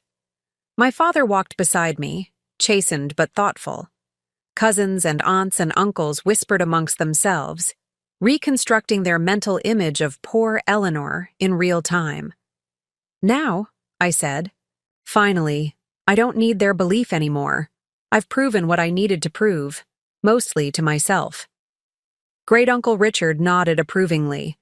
The best revenge is not just success, my dear. It's success on your own terms. As the family photographer arranged us in carefully orchestrated rows, I found myself in the center of the frame for the first time, no longer relegated to the edges of the family portrait. And as the camera flashed, capturing this moment of transformation, I realized that the greatest achievement wasn't building a successful company or proving my critics wrong. It was finally stepping fully into who I was meant to be all along, without apology or pretense. The family failure, it turned out, had never existed at all. The weeks following the family reunion unfolded in ways I couldn't have anticipated. The Forbes article generated substantial interest in Monarch, bringing a flood of new client inquiries, investment opportunities, and speaking invitations. My calendar filled with meetings and interviews as the business world suddenly discovered the stealth CEO who had built a multi-million-dollar empire while flying under the radar. But the most surprising developments came from within my family. Catherine called the day after the reunion, her voice filled with a mixture of admiration and lingering disbelief. I still can't believe you kept this secret for so long, she said. How did you manage it? Didn't you want to just tell someone? Anyone? I settled into my office chair, looking out at the city skyline. There were moments when I nearly did, especially with you. But once the pattern was established, once I'd committed to the separation between my personal and professional lives, it became easier to maintain than to disrupt. Well, it's disrupted now, she laughed. Dad's been uncharacteristically quiet since the reunion. I think you genuinely shocked him. That wasn't my primary goal, I said, though we both knew it wasn't entirely true. Part of me had wanted him to see just how thoroughly he had misjudged me. Maybe not primary, but it was on the list, Catherine teased. Anyway, I'm calling because I wanted to ask you something. The Pediatric Center is holding a fundraising gala next month for our new children's cancer wing. Would Monarch consider being a sponsor? I heard the hesitation in her voice, the uncertainty about mixing our personal relationship with business now that my professional identity was revealed. In the past, she would never have considered asking me for a donation, assuming I couldn't afford it. Of course, I responded without hesitation. Send me the details, and I'll have Julian coordinate with your team. Monarch would be honored to support the Pediatric Center. Her relief was palpable. Thank you, Ellie. And there's one more thing. Would you be willing to speak at the gala? Your story, building something meaningful from setbacks, seeing potential where others don't, it resonates with our mission. Many of our patients and their families need exactly that kind of inspiration. The request touched me unexpectedly. For years, Catherine had seen me through our father's lens, the underachieving sister who couldn't find her place. Now she was asking me to speak as someone whose journey might inspire others. I'd be honored, I said sincerely. After we hung up, I sat contemplating how quickly perceptions could shift. 4 weeks ago, Catherine would never have considered me a potential speaker or donor. My father had dismissed me as a perpetual disappointment. Morgan had pitied my supposed instability. Now, they were recalibrating not just their understanding of my professional accomplishments, but their entire perception of who I was as a person. Julian entered with a stack of documents requiring my signature, contracts for the Singapore office lease, approval forms for new hires in our European division, and our quarterly financial statements. Ms. Reed, your 11 o'clock has arrived early. Mr. Stevenson is waiting in the main conference room. I've provided coffee and arranged for lunch to be delivered at 12:30. I froze, pen hovering over the signature line. Mr. Stevenson is here? Already? Julian's expression betrayed nothing, but I detected a hint of amusement in his eyes. Yes, ma'am. He arrived 15 minutes ago. Quite punctual. My father had called 3 days after the reunion, asking if he could visit Monarch's offices to better understand what you've built. I'd agreed, somewhat warily, scheduling a meeting for today. But I'd expected him to be fashionably late, as was his habit for anything involving me. How does he seem? I asked, curious about Julian's assessment. Nervous, Julian replied candidly. And determined to hide it. He's examined every award in the lobby display case twice and straightened his tie 4 times in the last 10 minutes. The image of my perpetually confident father nervously waiting in my conference room was so incongruous that I almost laughed. Instead, I signed the remaining documents and rose from my desk. I'll meet him now. Please make sure we're not disturbed unless it's absolutely necessary. Of course. Julian hesitated, then added, If I may, Ms. Reed. This meeting represents a significant step in your personal journey. Whatever transpires, remember that your achievements stand independent of his assessment. I smiled gratefully. Thank you, Julian. I'll remember that. The walk to the conference room gave me time to compose myself. This meeting wasn't about seeking validation or forcing an apology. It was about beginning a new chapter in our relationship, one based on truth rather than misconception. My father stood as I entered, his tall frame silhouetted against the floor-to-ceiling windows. He wore a charcoal suit with his customary perfection, but Julian was right. There was an uncharacteristic uncertainty in his bearing. Eleanor. He greeted me, extending his hand formally as if meeting a business associate rather than his daughter. I took his hand briefly, then gestured to the seats. Thank you for coming, Dad. I'm glad you wanted to see Monarch. He sat, glancing around the sleek conference room with its state-of-the-art technology and panoramic city views.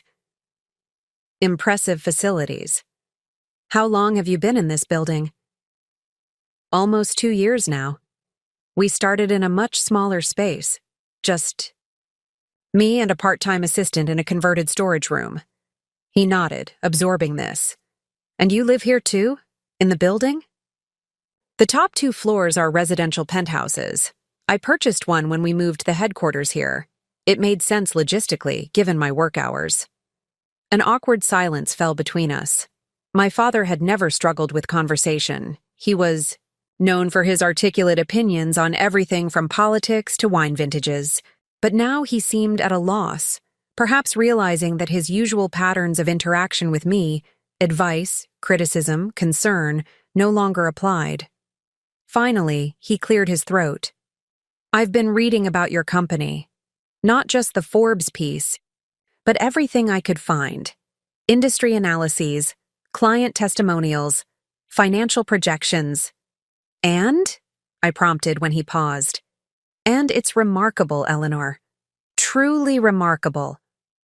The admission seemed to cost him something. Your business model. Tying.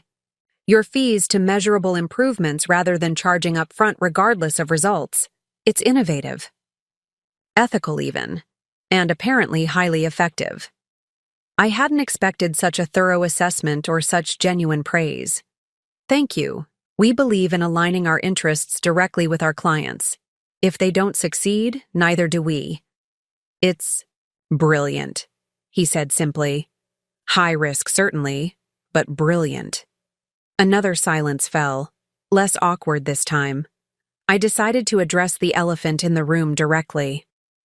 You're wondering why I didn't tell you sooner. He sighed, a heavy sound that carried decades of complicated emotions. Among other things, yes.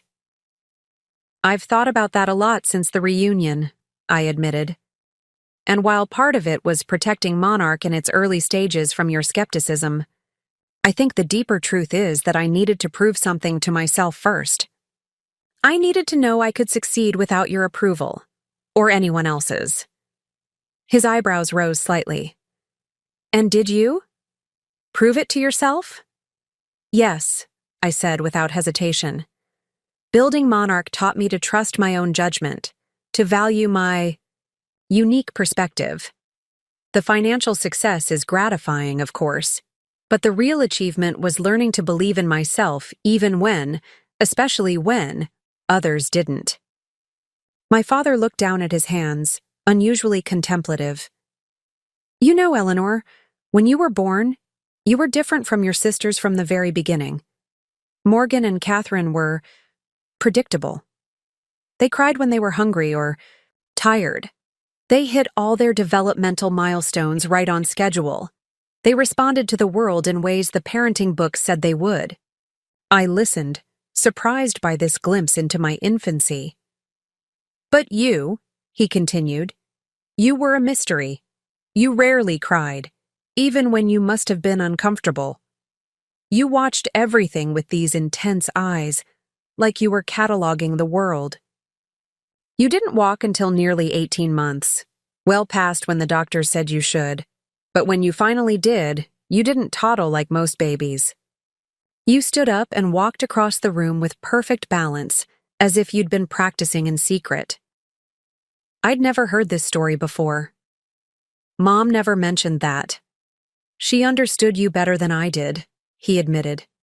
She said you weren't delayed. You were deliberate.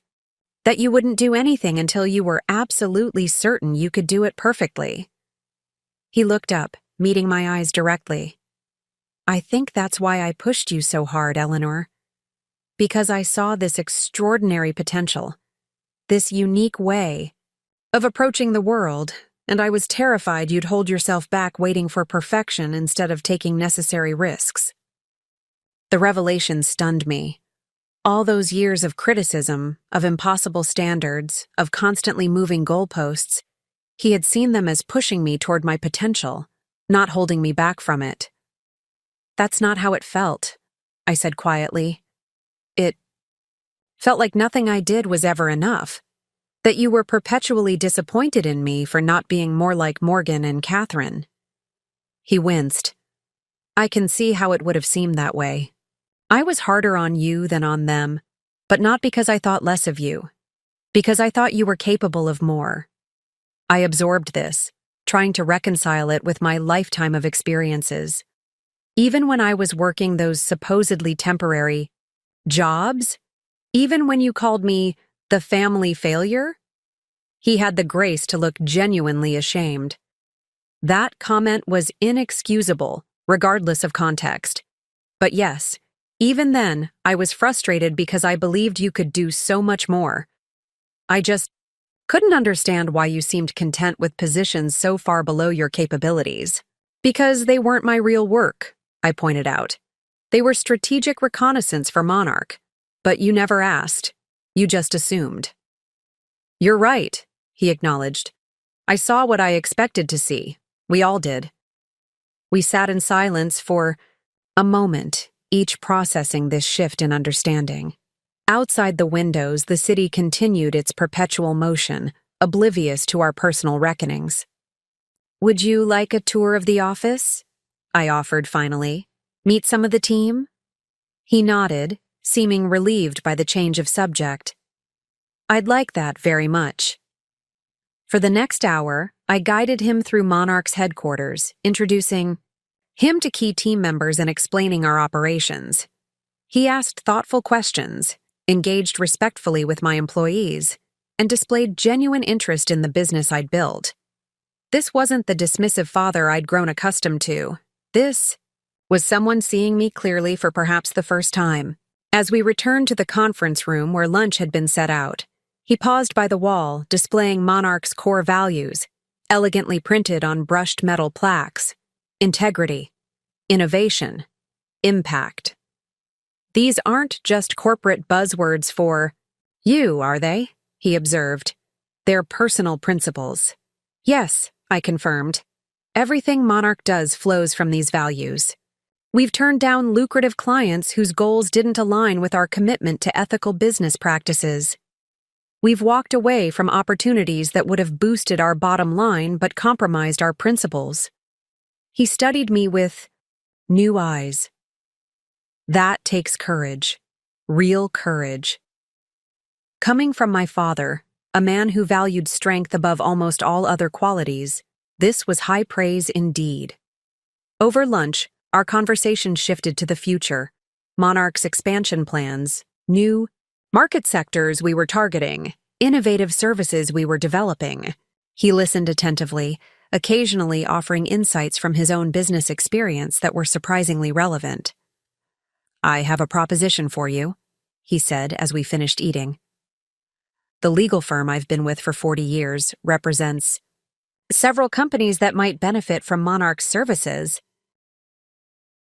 Would you be open to an introduction?" The offer caught me off guard. My father had never volunteered to connect me professionally with his extensive network before. It represented a fundamental shift in how he viewed me, from disappointing daughter to respected peer.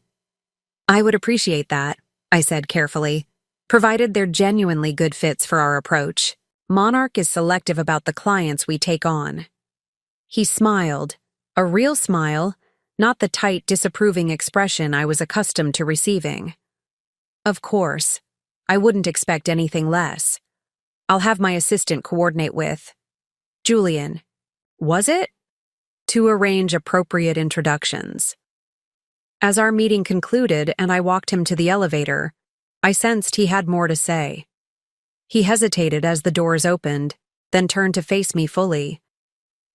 "I owe you an apology, Eleanor. Not just for underestimating you, but for making you feel that you needed to hide your success from your own family. No child should feel that their achievements would be dismissed rather than celebrated." The simple acknowledgement, delivered without qualifications or excuses, caught me completely unprepared. "Thank you," I managed, my throat suddenly tight, with unexpected emotion. "That means a lot." He nodded once, then entered the elevator. As the doors began to close, he added, "I'm proud of you, Eleanor, not because of what you've built, though that is remarkable, but because of how you built it, with integrity, determination, and on your own terms. Your mother would have been proud too." The doors closed before I could respond, leaving me standing in the lobby with those words echoing in my mind. Your mother would have been proud too. Of all the reactions I had anticipated to my revelation, this genuine expression of respect and pride had seemed the least likely. I returned to my office to find Julian waiting with my afternoon schedule. "How did it go?" he inquired, his British reserve not quite concealing his concern. "Surprisingly well," I admitted. "Better than I expected. He wants to introduce Monarch to some of his legal firm's clients." Julian's eyebrows rose. "That's quite a turnaround. From the man who called you the family failure." "People can change when confronted with undeniable truth," I observed. "Or at least they can change how they see others, even if their fundamental nature remains the same." "Indeed," Julian Tieski agreed. "And speaking of undeniable truths, CNBC has requested an interview for their Visionary Women in Business segment. They were quite persistent. I considered this. For years, I deliberately avoided media attention, concerned that public recognition might reach my family before I was ready for them to know the truth. Now that constraint was gone, I could step fully into the public role of Monarch's founder and CEO. Schedule it, I decided, and the Bloomberg request too. It's time for Monarch to have a public face. Very good. Julian made a note in his tablet. And on a personal note, if I may, Ms. Catherine called while you were with your father. She asked if you might join her for dinner this evening. She mentioned something about making up for lost time. I smiled at that. Catherine and I had been close as children but had drifted apart as adults, separated as much by my secrecy as by her alignment with our father's expectations. Perhaps now we could rebuild that connection on more authentic terms. Tell her I'd love to, I said. Suggest Marcello's at 7:30. As Julian departed, I turned to the window, gazing out at the city that had witnessed my transformation from underestimated daughter to respected CEO. The journey hadn't been easy, and the revelation hadn't resolved everything. Decades of family dynamics couldn't be untangled in a single dramatic moment. But something fundamental had shifted. For the first time in my adult life, I didn't feel divided between who my family thought I was and who I truly was. The masks had fallen away, allowing me to stand fully in my truth, with all its complexity and achievement. My phone buzzed with a text from Morgan.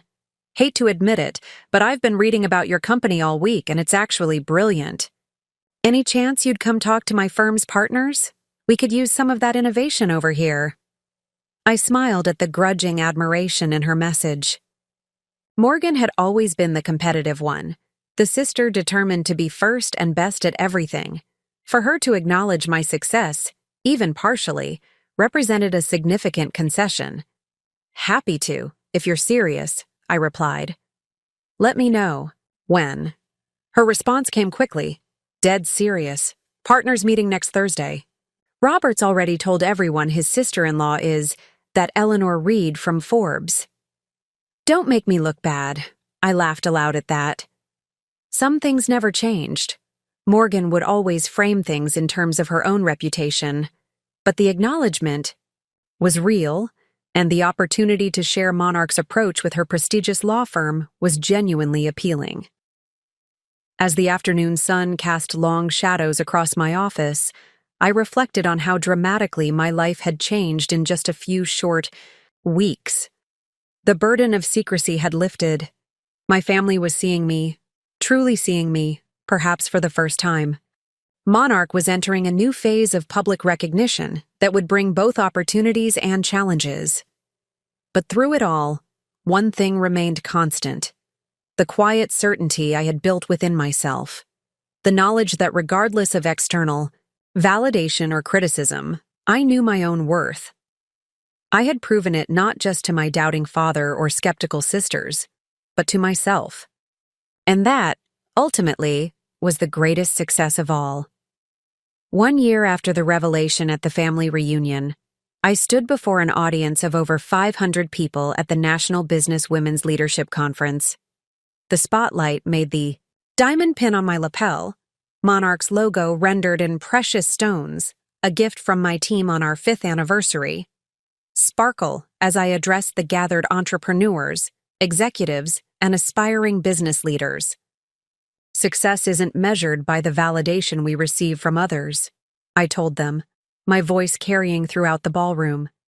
It's measured by the impact we create, the lives we touch, and the integrity with which we pursue our visions.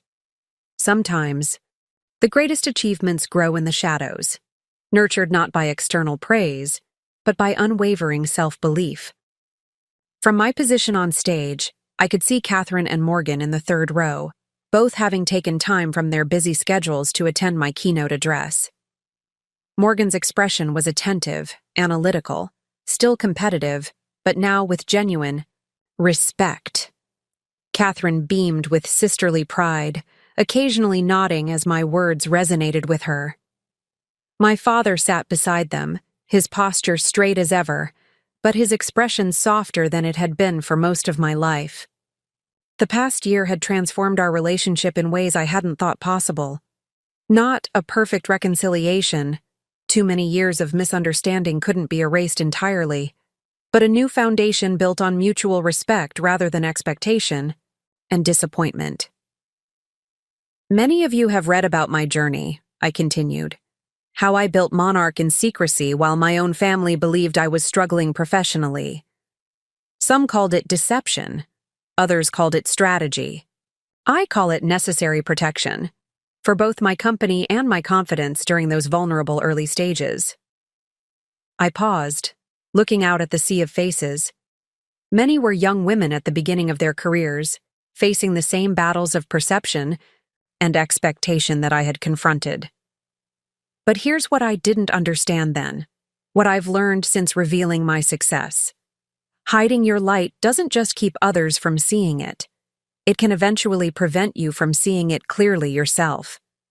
There's power in standing fully in your truth, in allowing your achievements to be witnessed and recognized, not for validation, but for impact. The journey to this stage had been extraordinary. In the year since the Forbes article and family reunion, Monarch had experienced exponential growth. Our client list had doubled. Our valuation had tripled. We'd opened offices in Singapore, London, and Dubai, with plans for further expansion into emerging markets. More meaningful than the commercial success, however, was the cultural impact. Monarch's story, my story, had struck a chord with thousands of people, particularly women, who had felt underestimated or overlooked in their professional lives. My inbox overflowed daily with messages from entrepreneurs who'd been inspired to launch their own ventures, from corporate employees who'd found courage to advocate for their ideas, from students who'd chosen to pursue unconventional paths despite family pressure. The greatest obstacle to achievement isn't external, I told the audience. It's the internalized doubt we absorb from others' limited perceptions of us. When someone repeatedly tells you that you'll fail, you begin to hear that voice even when they're not in the room. Breaking free from that voice, replacing it with your own conviction, that's the first and most crucial step toward extraordinary accomplishment. As I spoke, I thought about how far I'd come from that devastated young woman standing in Preston Consulting's lobby with a box of personal items, calling my father for comfort only to receive criticism. How that moment of rejection had crystallized into determination. How that determination had built Monarch, piece by careful piece. I'm often asked if I regret the years of secrecy, I continued. If I wish I'd revealed my success earlier to silence the doubters in my life. The honest answer is no. That period of building in silence taught me to measure my worth by my own standards, not by others' recognition. It taught me that validation is satisfying but ultimately unnecessary for achievement. After concluding my speech to enthusiastic applause, I joined my family for dinner at Marcello's, the same restaurant where Catherine and I had reconnected, the evening after my father's first visit to Monarch's offices. What had begun as a tentative reconciliation dinner had evolved into a monthly tradition, a chance to rebuild family bonds on more authentic terms. Remarkable speech, Eleanor, my father said as our appetizers arrived, particularly the points about internal versus external obstacles. Very insightful. Coming from him, a man who had spent decades as the most formidable external obstacle in my life, the comment carried layers of meaning. We had discussed this irony during one of our more candid conversations in recent months, acknowledging both his contribution to my self-doubt and, paradoxically, to the determination that overcame it. I especially liked the part about measuring success by impact rather than validation, Catherine added. We're implementing similar principles at the Pediatric Center now, focusing on patient outcomes rather than prestigious publications or grants. Morgan, never one for sentimentality, cut to practical matters. The conference organizers mentioned you turned down their honorarium. Why? You earned it. I directed it to their scholarship fund for young female entrepreneurs instead, I explained. Monarch is doing well enough that I can afford to redirect personal speaking fees to causes that align with our values. Morgan shook her head, but she was smiling. Always the idealist, but I have to admit, it's working for you. She raised her wine glass. To the sister who proved us all wrong, gloriously, undeniably wrong. We clinked glasses, the moment light yet significant. A year ago, such an acknowledgement from Morgan would have been unthinkable. She had always positioned herself as the successful sister, the one who had followed the proper path to achievement. Acknowledging my success, achieved through utterly different means, had required her to reconsider her own definitions of accomplishment. "Eleanor," my father said as our entrees arrived, "I wanted to discuss something with all of you present." His tone had shifted, becoming more formal. "I've been considering my estate planning recently." Catherine and Morgan exchanged glances. This was typically a fraught topic in families, especially one with our history of perceived favoritism. "I've traditionally planned to divide everything equally among the three of you," he continued. But recent events have caused me to reconsider that approach. I tensed involuntarily. Was he going to reduce my share because I had built my own success? Increase it as some form of compensation for years of underestimation? Either outcome felt problematic. "I've decided," he said, looking directly at me, "to establish a foundation instead. The Reed Family Foundation for Entrepreneurial Innovation. And I'd like you, Eleanor, to determine its direction and leadership."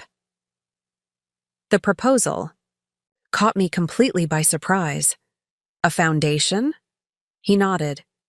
"Your work with Monarch has shown me how transformative the right support can be for struggling businesses and the communities that depend on them.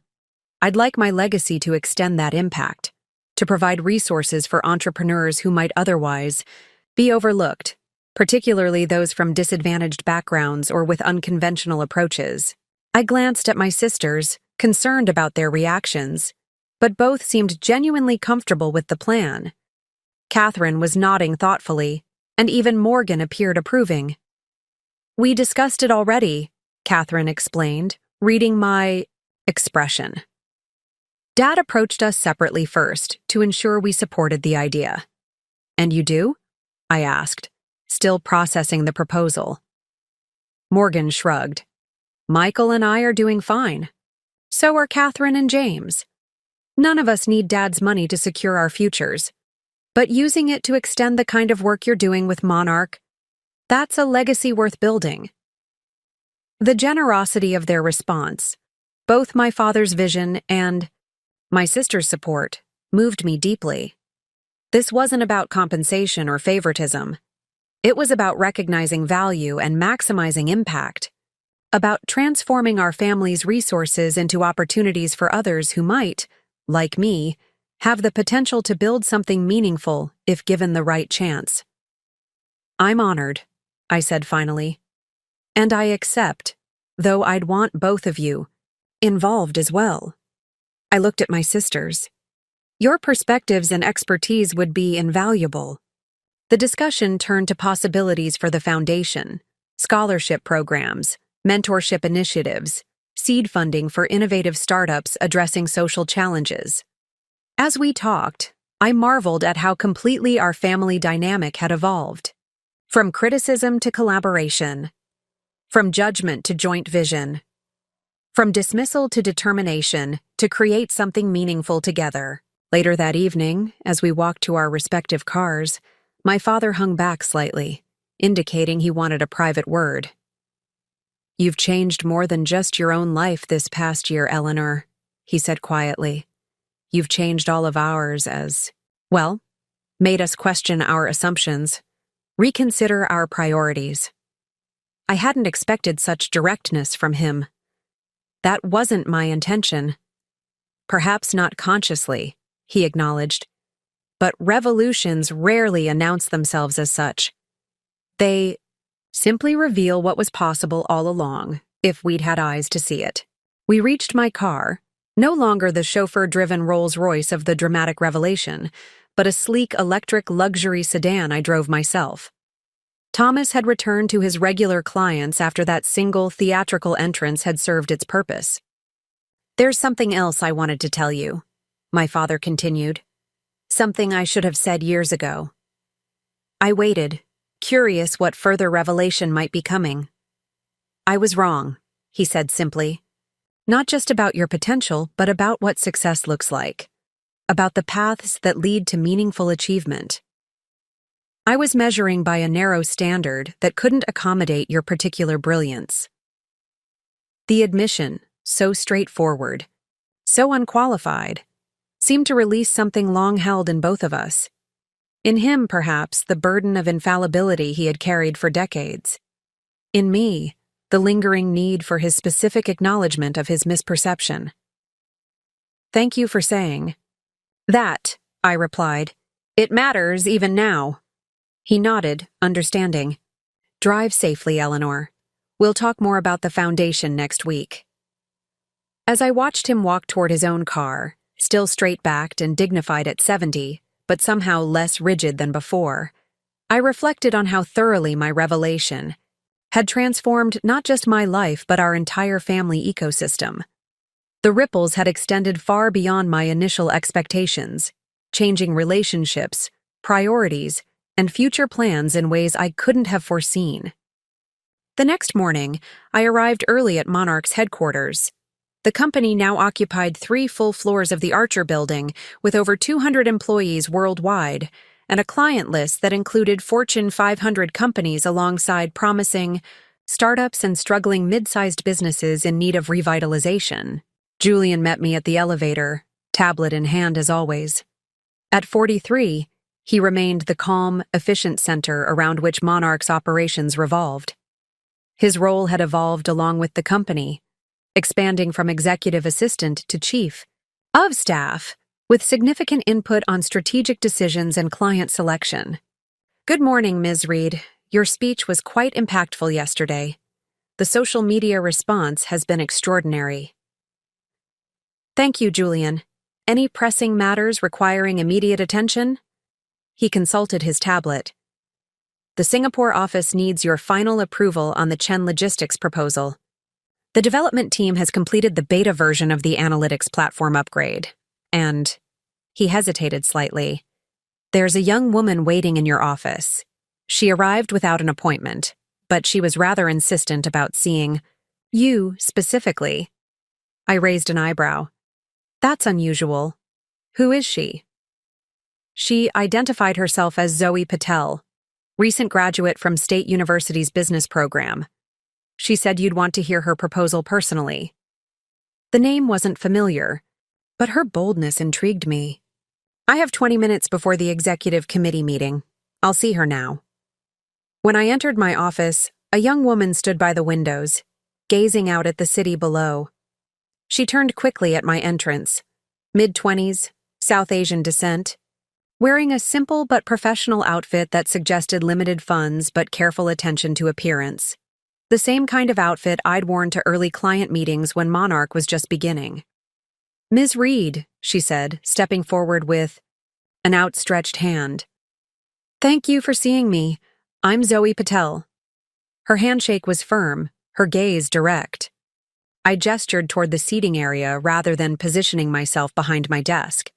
This wasn't a formal meeting, but an exploration of her purpose, her potential. Julian mentioned you have a proposal, I said once we were seated. I'm curious. What brought you here without an appointment?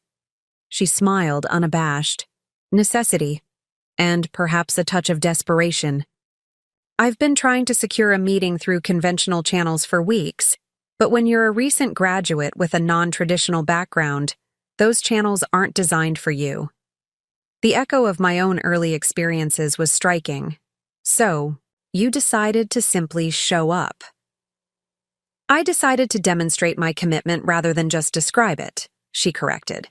Actions over words, a principle I believe Monarch values, based on your fee structure and operational approach. Her research impressed me. Most hopeful candidates focused on my personal story rather than Monarch's business model. What's your proposal, Ms. Patel? She leaned forward slightly, intensity radiating from her entire being. I've developed a specialized application of Monarch's methodologies for micro-businesses in underserved communities. Enterprises too small for your current client threshold, but collectively representing significant economic and social impact potential. She opened her tablet, displaying a presentation with market analyses, case studies, and financial projections, showing how Monarch's approaches could be adapted and scaled for smaller businesses with minimal resource investment, but maximum community impact.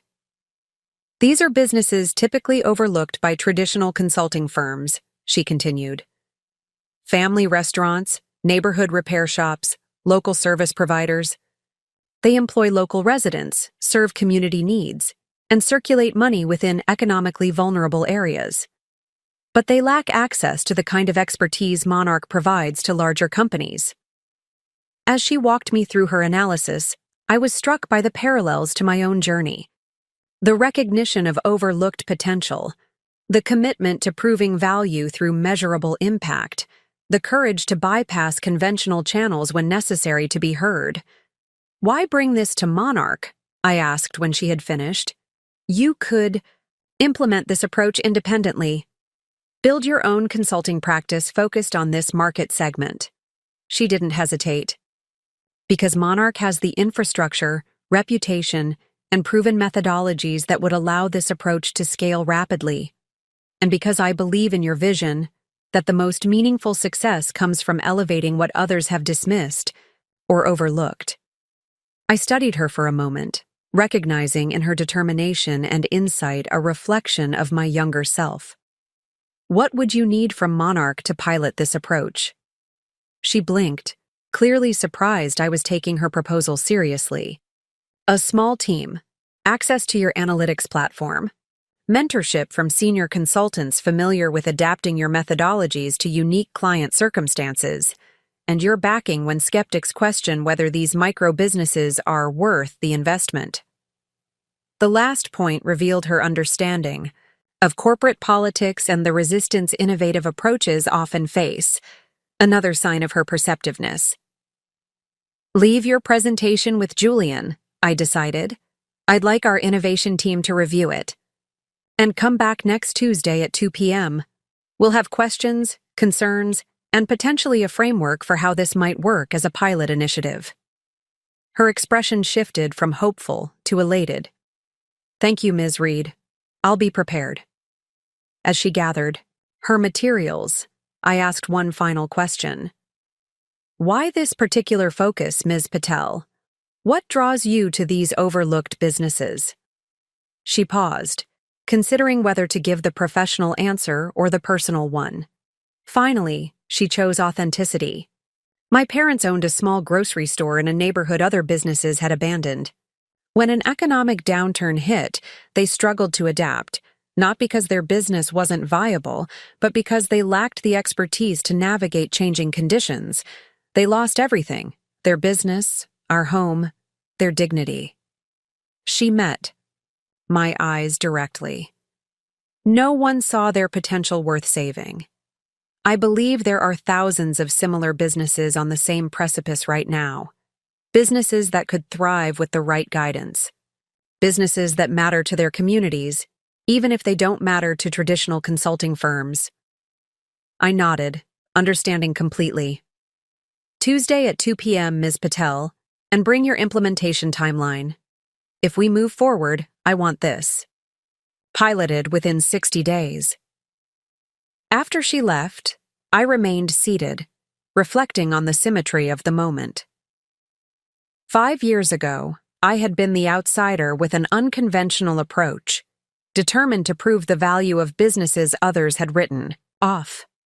Now I was in a position to open doors for someone else with a similar vision but different focus. The circle was completing itself.